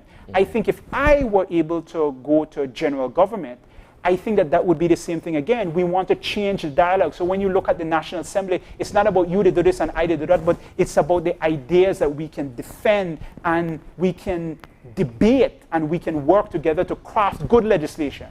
I appreciate any politician who is able in this day and age to acknowledge that there are independent persons, because very often when people are aligned with parties, they don't see it that way. But the independent people in this country for a long time have been clamoring for something very specific. Okay. They want to hear officials, public officials, separate themselves from corrupt practices and corrupt people. Yes. If you are ever to be the leader of the United Democratic Party, having seen the level of corruption that has been exposed thus far, and understanding the depths of the debt that the country has been driven into based on the administration, under the administration of the United Democratic Party, how do you plan to separate yourself from the actions and the results? Well, I think that you differentiate yourself. I think that, first of all, I would say that I have differentiated myself. You've asked questions about going against the party. You've asked questions about having disagreements with the party leader in the past. Those have been because I stand firm on principle and public morality and attacking any aspect of corruption. One of the things that I will say is that we as a party need to set out a clear agenda for anti-corruption. What do we mean to do, including specific legislation and specific practices? And we need to sign on to our commitment for doing that. And we need to tell the Belizean people that in 100 days, these specific pieces of legislation will be passed. And we need to educate people about that. Those types of promises have been made and have been left What I will say is, and what will make you different? You have to have faith. And it's a thing where I will ask you that, and you don't have to believe me. If you don't believe me, don't vote. So it's not that I'm begging you, it's that we live in Belize, and you have to believe in something. I was at City Hall. I was there for 6 years. You ask me about any issue or whatever, not one person can put anything to paper and say Darrell Bradley took anything. Darrell Bradley abused anything. Darrell Bradley treated any person unfairly. No, you could talk about, oh, well, fried chicken this, and we ordered this, and we did whatever, which I would say are hatchet jobs. But nobody, no report, no audit, no nothing has ever said that I did anything at City Hall aside from building streets and giving people good governance and talking about ideas. I have a record of that. So to a certain extent, you have to take somebody at their word. There is a leap of faith in voting for any political leader. But I have ideas, I have a vision, and I have a record of what was done at City Hall. And I'm here. I'm here for a reason. And any person who puts themselves forward, opens themselves up for criticisms and for their weaknesses to be hurled at them. Sure. What is your weakness going in as part of the I think part of my weakness is the same inflexibility that you mentioned. And I think that people always say, Darrell, you don't like answer your phone. Darrell, you're kind of too, you don't like to bend. People want to know, I think, in politics, like what you have said, Isani, people want to know that they're part of the whole, that they could be listened to and they could be heard. They could be, and this is one of the problems I had with city councillors. A lot of city councillors had difficulties in terms of saying that, okay, then, well, you are saying this and you're not giving us an opportunity to debate or to argue or to whatever. That's something that I have to work on. Politics is about being inclusive and working with people. But again, at the end of the day, we have to have principles.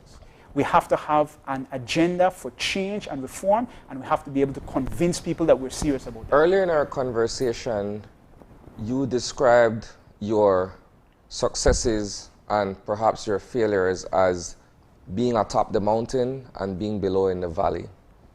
What would you say is the abiding lesson from being in the valley that changes the way you look at your political course in terms of your career as a politician? Never, when you're at the mountain, never take it for granted, including never take people for granted, and always be humble. One of the things that people will always say, I was mayor and I am not mayor anymore. My perspective has never changed. I always try to give people the amount of respect that they deserve, their human dignity. I try to approach situations with a great degree of humility. I try to approach situations from a logical and rational perspective with integrity, and try to do my best at everything that I do. If I'm teaching a class, if I'm defending a case, if I am leader of the United Democratic Party, I bring the same spirit, the same energy, and the same attitude to people empowerment. When you are at the valley, it's a very humbling situation. I actually thank God that I lost in Caribbean Shores. It actually taught me a lot. And I reflect upon this, that perhaps maybe if I didn't lose in Caribbean Shores, I wouldn't be here on this spot speaking about the change that we need to have in this country. Everything that has happened to me in my life, win or lose, everything that has happened for a reason. And it has taught me a lesson, that when you are down, you learn. And when you are top, you appreciate the blessing and the grace that being a top and the opportunity that you have. And one of the things that I will say fundamentally, that the job of a leader is to be an empowerer of other people. Anybody who goes into City Hall can tell unreservedly that when I was mayor, I empowered people at City Hall, the city administrator, the staff. Everyone could say that their lives improved as a result of my leadership. That's what leadership is about. It's about making people better as a result of what you do. And that's something that I will never, ever forget. How do people reconcile your message of empowerment when you have a family member, your father, who speaks on the party's radio and TV station, spewing vitriol very often about people in public life and about businesses? How do people reconcile this? Well, one of the things that I will say is that I am not currently the leader of the party. And I mean, that's my father. So it's actually a little bit difficult. I mean, it's difficult because... But you do understand that when any person sees that and hears you, it doesn't match. Well, it should match because we're separate people. But I'm saying that that is a party organ. And I'm saying that currently I'm not the leader of the party. I actually have no direct influence over that. I am also saying that if I were to become leader, I mean, many things have to be put in place which may never be put in place. And I may never, ever be the leader of the United Democratic Party. But if that were to happen, you would see change almost instantaneously. The message of the UDP, the message that we communicate in every forum, including on a talk show, would be vastly, vastly different. So am I to understand that you do not agree with the way the party media communicates their message? Yes, you're correct, because I think that it is not an idea message. It contributes to the divisions that we see in politics all over the world. I went to a funeral this weekend, and it was a very empowering message from the bishop. And one of the things that he talked about is that all of life is a community, the community. And I think that this is what we have lost in Belize, including in politics. There is no difference from me, Darrell Bradley, and the Right Honorable Johnny Briceño. There's no difference between me and the Honorable Eamon Courtney. All of us have one commonality, that we are Belizeans and we should aspire for the best of our country. We may have different ideas. In the United Democratic Party, there's no difference between me and the Honorable Patrick Faber and me and the Honorable Michael Perfit. We are party brothers, and we should want the best for our party. We may disagree on how to get there, but we are united. And I think that what we do is that we miss that commonality, that community. And if we were to engage with one another, you would see that the best ideas for the advancement of Belize would come about. When I look at the House of Representatives and the conversations that are in there, sometimes I'm ashamed. When I look at the discussions that the United Democratic Party puts out there, sometimes I'm ashamed. A lot of times on the show, they criticize people, and I ended up texting the people, and I apologize that they said that about them, because I don't believe in that. And I know the person, and I know that the person is different. But again, it comes back to the leadership. If you have leadership that is about change, the message will change.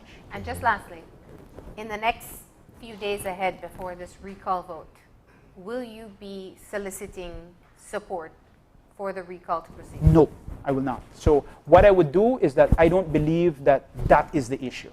I believe that every member of the United Democratic Party should examine their conscience and do what they believe is right for the party and for the country.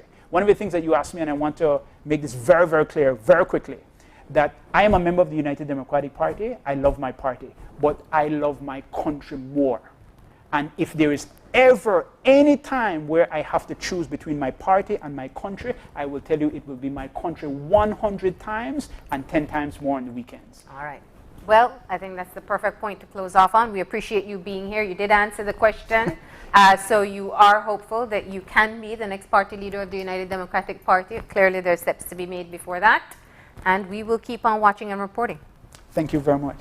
All right. We'll take a break. And when we come back, we'll be talking about the Garifuna University without walls. You'll find out the details in just a few.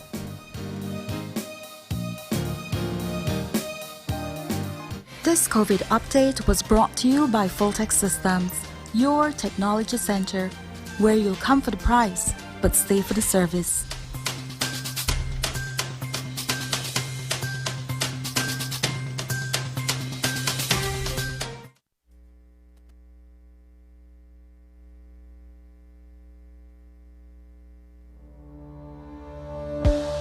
Working off-site doesn't mean you have to be off your game. Studies have shown that simply adding a keyboard and mouse to your laptop increases productivity by 26%. Add a monitor and you'll be 35% more productive. At Fulltech Systems, we have what you need to enhance your remote work or e-learning experience. With devices such as headsets, video conferencing monitors, webcams, keyboards, mice, docking stations, all with the brands you trust. Keep connected with collaboration tools like Microsoft 365 Suite and Kaspersky and perform efficiently no matter where you are. Fulltech Systems, your technology center, where you'll come for the price, but stay for the service.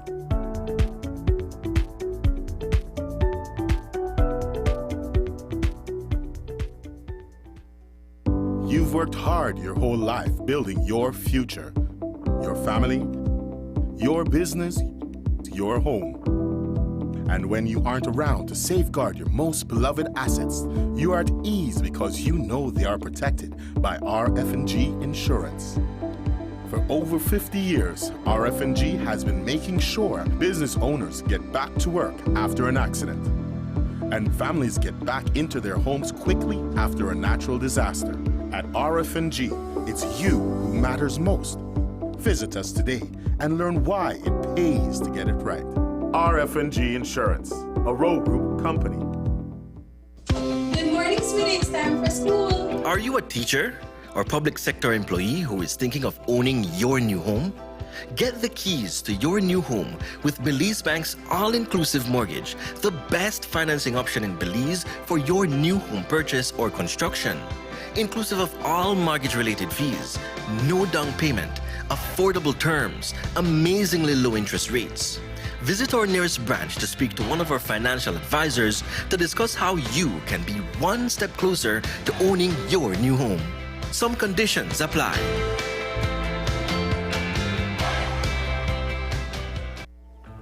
Infinite Health presents Common Sense Herbs, everything your body needs, and are all natural, dairy-free, non-GMO, cruelty-free, gluten-free, and are FDA monitored. Everything your body needs. Distributor in Belize, Infinite Health, Birdsile, Belize City. Telephone number 613-1914. That's 613-1914. It's a fact that with Smart, you get truly unlimited everything. Only with Smart, you get unlimited data anytime, while with the other guy, it's only double data on weekends. With unlimited data every day with Smart, there's no need to wait. So, it's a fact that our unlimited plans beat the competition. Stop being measured and told when to use your data and get unlimited talk, text, and data. Experience the true unlimited plans with Smart. That's a fact. Make the switch and live smart.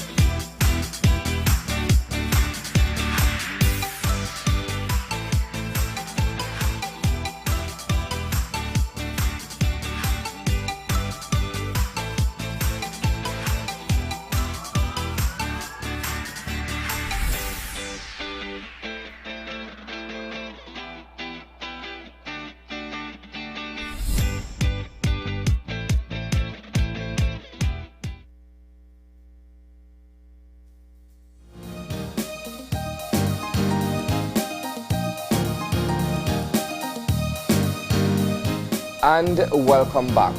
Our second conversation this morning is a shift in gears to discuss the preservation of the Garifuna identity. We have with us a member of the Education Committee of the Garifuna University Without Walls, James Elihio, and we're also joined by Dr. Anita Barrett. She's also the Education Committee member for the Garifuna University Without Walls. Good morning, guys. Good morning. Good morning, Isani. Good morning, Marlene. Good morning. Let's begin first of all by finding out more about this, well, what appears to be a novel idea, the Garifuna University Without Walls. What is it all about, and how does this aim to continue the preservation of our way of life as Garifuna people? Very good. Excellent first question, Isani.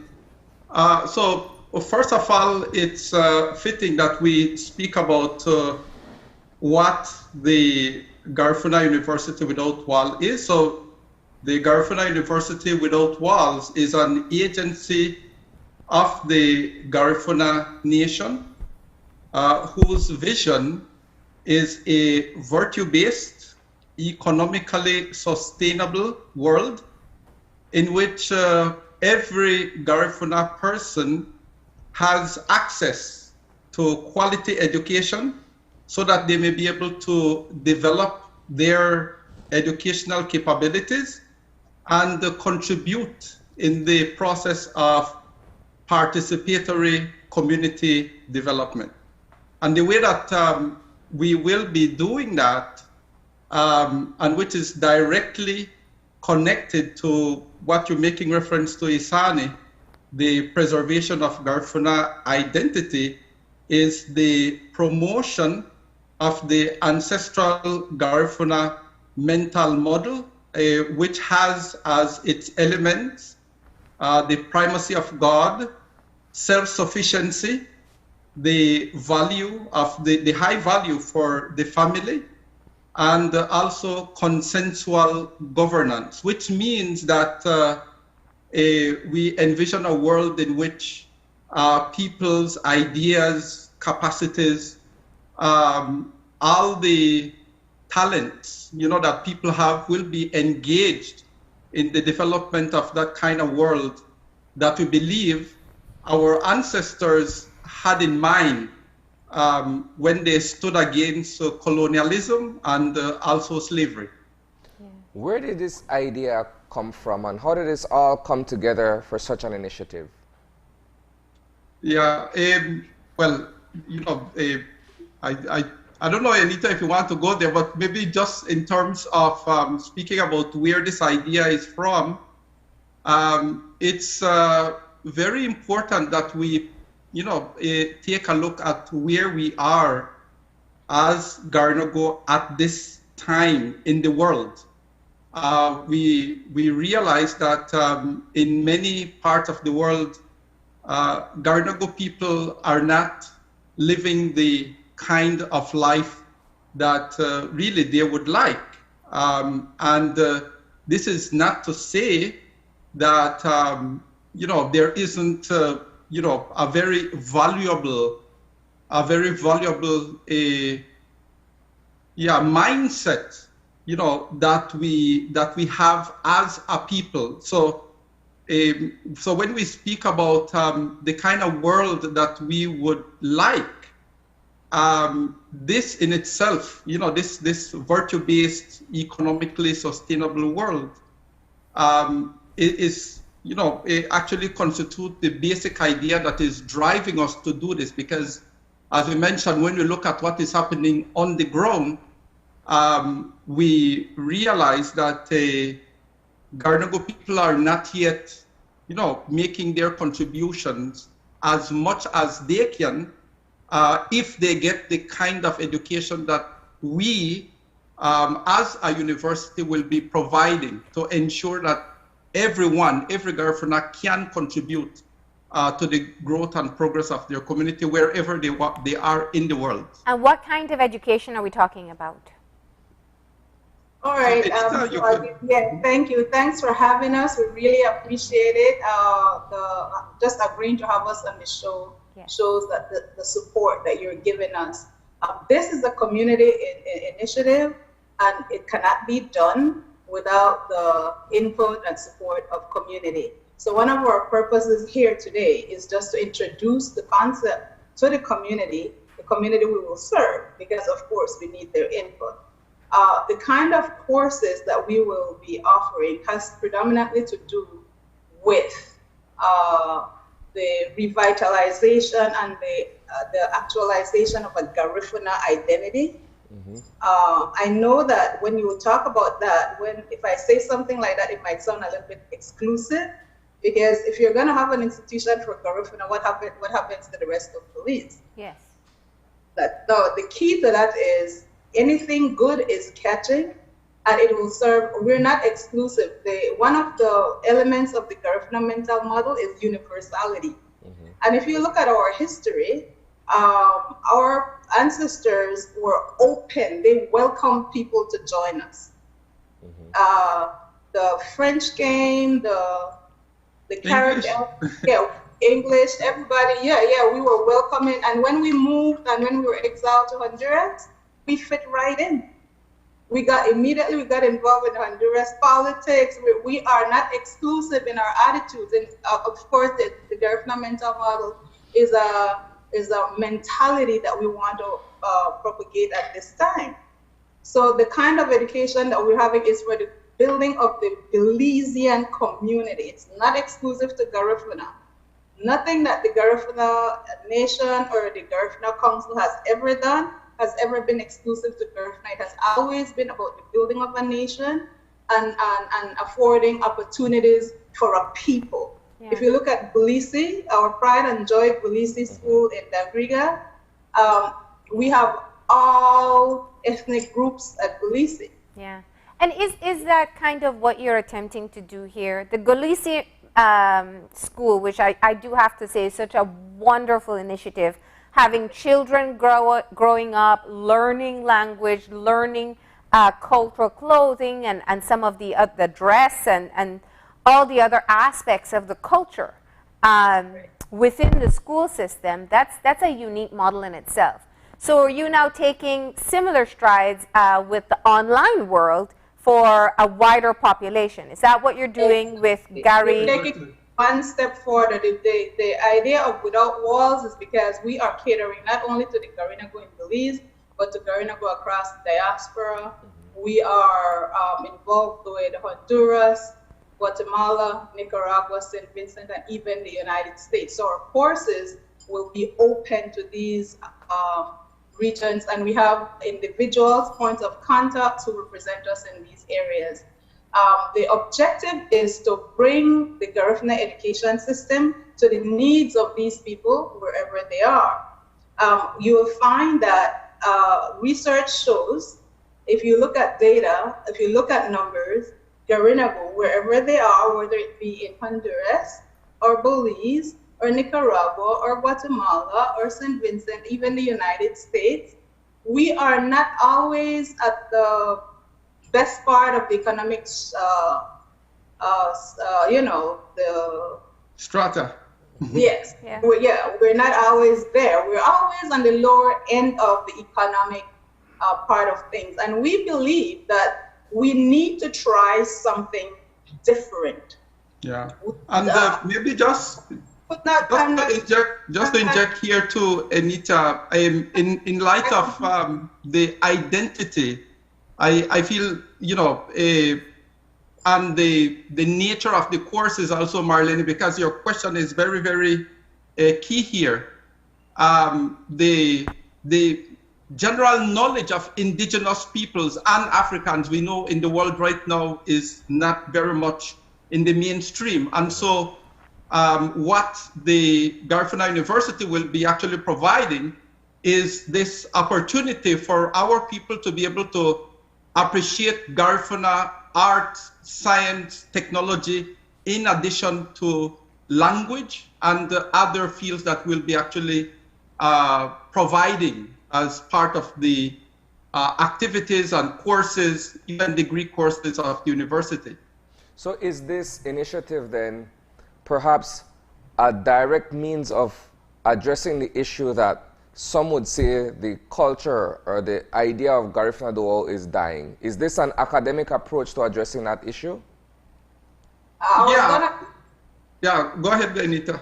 That is the point that I was getting to, and I was giving a little backdrop before I actually go, because your question was what were the courses and so on. I was getting there, but I was setting up the whole idea about what we are and the relationship between the different countries. It is about that. We're trying a different approach because, like I was saying, that education in itself has been one of the main sources of killing our culture, of depleting our cultural practices, of minimizing our identity as indigenous peoples. Education, we weren't allowed to speak Garifuna in school, we were taught English and different things like that. So we believe that given a structured organization like the Garifuna University Without Walls, we can be effective reintroducing the mentality of the Garifuna people through education. So most of the courses that we're offering right now have to do with the Garifuna culture. We're starting from scratch right now. So the courses that we're offering are pretty much continuing education courses for this summer, like Introduction to Drumming. We're offering Garifuna Leadership, Garifuna Marine Biology, the Garifuna language. James Lovell is having a very interesting course where he's using music to teach the language to children. I am offering an Introduction to Garifuna course that was approved by the University of the West Indies, and I taught it a while back to adults. James here is teaching leadership, which is very, very key. We have economics. We have to change the way we think about our resources. We feel that if we start somewhere, we can get somewhere. The purpose of our visits here and other media houses is we're proposing a buy-in from the community. We want them to know what it's about so we can get their support and assistance, because it cannot be done in isolation. The good part about online, not only what you're saying that it can be beyond the borders of just one country. You can get participants from St. Vincent, from Honduras, from Nicaragua, from Guatemala, because we do know that Garifuna culture is not just unique to Belize. Now, let's talk about the age groups that you want to work with and also their level of knowledge. I mean, there are some people who know nothing. They may not know the language, and there may be people who are not of Garifuna culture and want to learn the language. Yeah, very good question, Marlene. I love that very much. Very penetrating. So the idea of the Garifuna University, given what we see as our mandate, to bring about this major change, because, it's very clear that it's a major change that we need to, bring into being, is actually to collaborate with especially educational institutions at every level. And so we will be collaborating, with kindergartens, with primary schools, with high schools, and other universities, which means that we will be operating according to a strategic plan, which allows us, to be able to share, the knowledge that we have, within the pool, within the knowledge pool of the university, to be able to really contribute to the Garifuna people, regardless of their age, regardless of where they are, and when I say regardless of where they are, it also has to do it regardless of their educational status. And so we're very, very conscious that we do have a major work at hand, but nonetheless, what is of utmost importance is that we be strategic about it. And just as Anita had mentioned, we already have highly qualified people in place already for us to be able to start this process. And Anita might be able to actually speak about what we're doing even this summer, in regards to moving ourselves to fulfill our mandate. So, for example, like my thing is that it's not an individual thing. We have to get buy-in from the community. It's a community thing. So for this summer, for example, we have a group of teachers who have volunteered to teach remedial English, math, and reading to children in villages of Hopkins, Georgetown, and St. Bai. Now, that is already the beginning of a change in mentality, because, I mean, you're not being paid. We have decided that, we have to do things for ourselves. Will you join us? And these teachers just raised their hands, and they are joining us to start this summer teaching that as one of the first part of the Garifuna University Without Walls. So you might be asking, why is it primary ed, English, math, and so on? We're also looking at the quality of our teachers and giving them support. And so we're incorporating everything, getting on the ground, working with people who are interested to do better. And like, as James said, we are collaborating with other institutions like the BICU, Bluefields Indian and Caribbean University. We have a memorandum of understanding where this is they in are Nicaragua, supporting our correct? program. That's right, yes. Yes. Yeah. And then we are offering for the first time Garifuna marine biology. Now, what is the difference? Pause for a second and explain that to us. The difference between Garifuna marine biology and the traditional marine biology is because once it is offered by the Garifuna University Without Walls, it will include lessons about how we should think, how we should treat each other, how we should be fearless. We'll find ways to incorporate these things in our lessons. And then we're looking at Garifuna people. Most Garifuna settlements are along coastal the coast of all these countries. Like we have St. Bite, Hopkins, these are all coastal countries, in Nicaragua, and so on. But still, as Garifuna people, we do not capitalize on the sea and seafariness to make a living. Yeah. So the marine biology is about teaching our own people how to use their resources to capitalize and make some kind of generational change in their economic and other status, you know? We have the issue of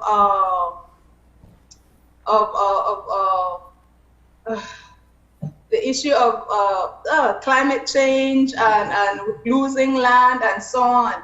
We have really trained Garifuna marine biologists who can educate us on how to prevent well, not prevent, we can't prevent it, but minimize the effects of erosion and climate change in the areas where we live along the coast. There's a lot that we can do that we're not educated about.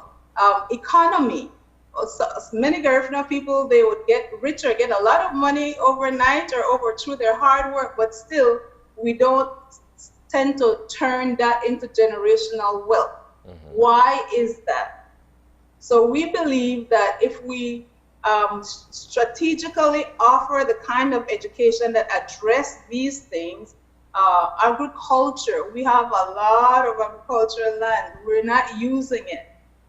And we feel that if we start to offer a university education that is for our reality, not to remove us from our reality, then we would be serving our community. I want to apologize for Felicia. It would have been really interesting if she were here today because she's from St. Vincent, and her first exposure to Garifuna was through efforts of the National Garifuna Council and other organizations that got Belizeans to go to Nicaragua to assist them to revive Garifuna.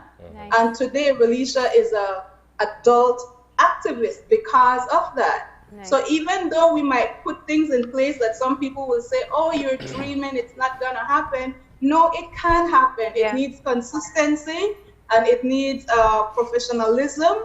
And we also need to have the professional skills to do these things. And we do. We are trained professionals and we can do this for ourselves instead of doing it for other people. Yeah, definitely. There are professionals across the country and I'm sure across the world that will be happy to participate in this.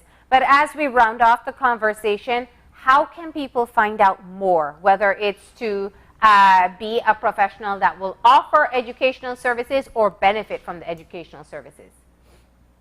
Okay. Yeah, go ahead, Anita. All right, so they can visit us on the Garifuna Nation website. We have a link there that they can find that takes them to Garifuna University Without Walls. We have forms and we have registration links that they can use to express their interest, whether to register for a course or to participate as a subject matter expert. We still need help. Right now, we're looking for someone to offer like gardening, anything in that field. We don't have anybody yet. I know we have a lot of professionals, whether Garifuna or not, who can assist. So, you know, we would, so they can go to that's the website. That's our, that's the Garifuna. Oh, nice. Yeah. Very good. That was taken down yesterday because they're uploading the documents. So the GarifunaNation.org. Garifuna Nation, that is our home page. That is because we are under the umbrella of Garifuna Nation. Yeah. That is an active web page that has the links to those things right now. Well, thank you all for telling us all about it. We wish you the best of luck. Do you have 1 minute for me to talk about our logo competition? Oh, you have a logo competition. Very quickly, yes, go ahead. The logo competition, we're starting from scratch. We don't have a logo, so we launched a competition about 2 weeks ago. Yeah. We have really interesting entries. Deadline for entry is tomorrow. The deadline for entries is tomorrow. And we will be announcing the winner tomorrow as well. So we encourage people to listen in and to submit entries. They still can. Yeah. And to go down in history, because we will be using the logo as our official university logo. Fantastic idea and fantastic effort. We wish you the best of luck. Do stay safe. Thank you so much. Thank you for Thank you having very us. much, Marlene, Isani, and enjoy the rest of the day also. You too, guys. Mabuiga. Mabuiga. All right, with that, we'll take our final break, and when we come back, we'll have our wrap-up. So stay tuned.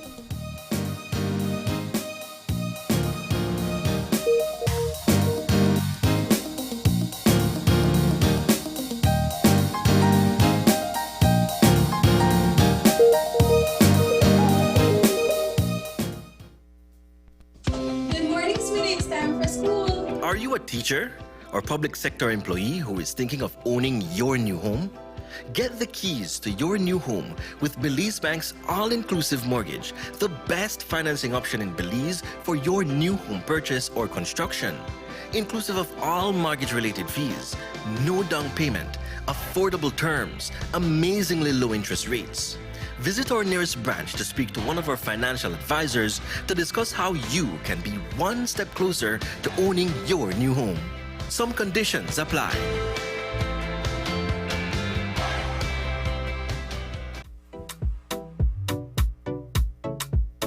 Why should you wear your mask? To protect myself.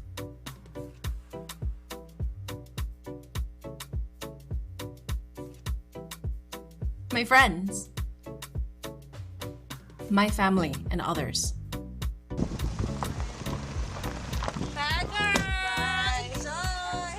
I wear my mask because I love my grandparents. With so many reasons to wear a mask, we continue to advise persons to wear a face mask properly, covering both nose and mouth. Together, we can keep Belize COVID-19 safe.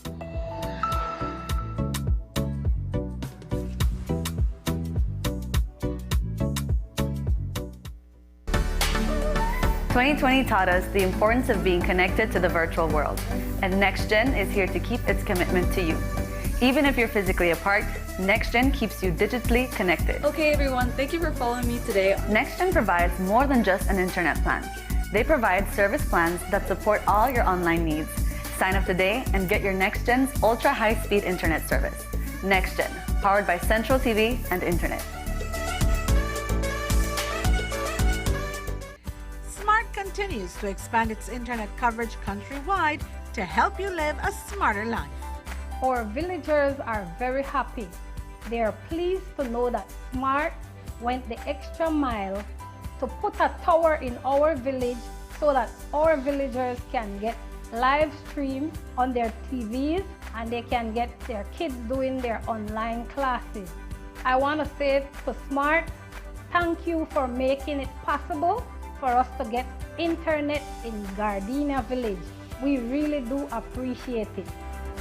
Smart continues to take the internet and mobile services to communities across Belize. Now save even more when you bundle your smart broadband with smart mobile services. Smart, bringing people together.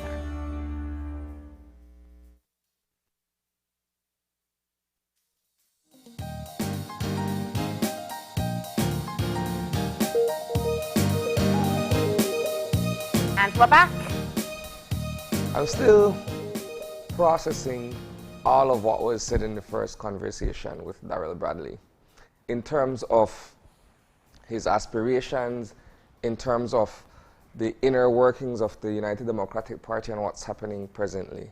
I know it's a lot to unpack in short order, but a lot was said this morning. The most important of which, if we to understand it a certain kind of way, is that he wants to be the next person.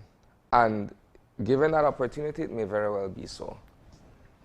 Well, I think one of the things that was very clear is that Mr. Bradley is being very cautious in what he would say. Naturally, because there still is a party leader in place. Yeah, and a process to be followed. And without him firmly saying it, he did say that he does feel that the better thing to have been to have followed the recall petition would have been for Patrick Faber to step down because of the number of votes or signatories on the petition. And as we said before, in order for him to be eligible, he has to be a part of either the Senate or Representatives. He can't be in the House of Representatives. I mean, he hasn't been elected, so the only option for him is in the Senate. And so we have to see whether or not there will be moves for that to take place. We have to see when the recall vote will take place, if Patrick Faber will be successful. So this was a conversation ahead of it, but it was an important one to have because we have been hearing his name, and we've been hearing from Senator Perafit about, you know, whether he may consider it. So we've heard from Darrell Bradley this morning. Interesting conversation. Yeah. And so the Very other, interesting. So the other part of it was the establishment of the Garifuna University Without Walls, which is a fairly new idea that is coming on stream in terms of a continued effort to preserve the Garifuna way of life. This one is an academic approach in terms of being able to teach people how to remain self-sufficient and that sort of stuff. So interesting stuff, Marlene. So remember, you can go online and you can get more information about it. You can sign up to be one of their professional experts to teach a course or benefit from one of the courses as well. But that's all the time we have for today. Remember, if you want to contact us, send us an email at oye@channel5belize.com. You can also find us on Facebook at Open Your Eyes BZ and on Instagram at OYEBelize. Remember to tune in at tomorrow morning at 6:30 when you open your eyes. To start your morning right. Until then, keep your eyes, your mind, and your hearts open, please. We'll see you soon. Enjoy your day.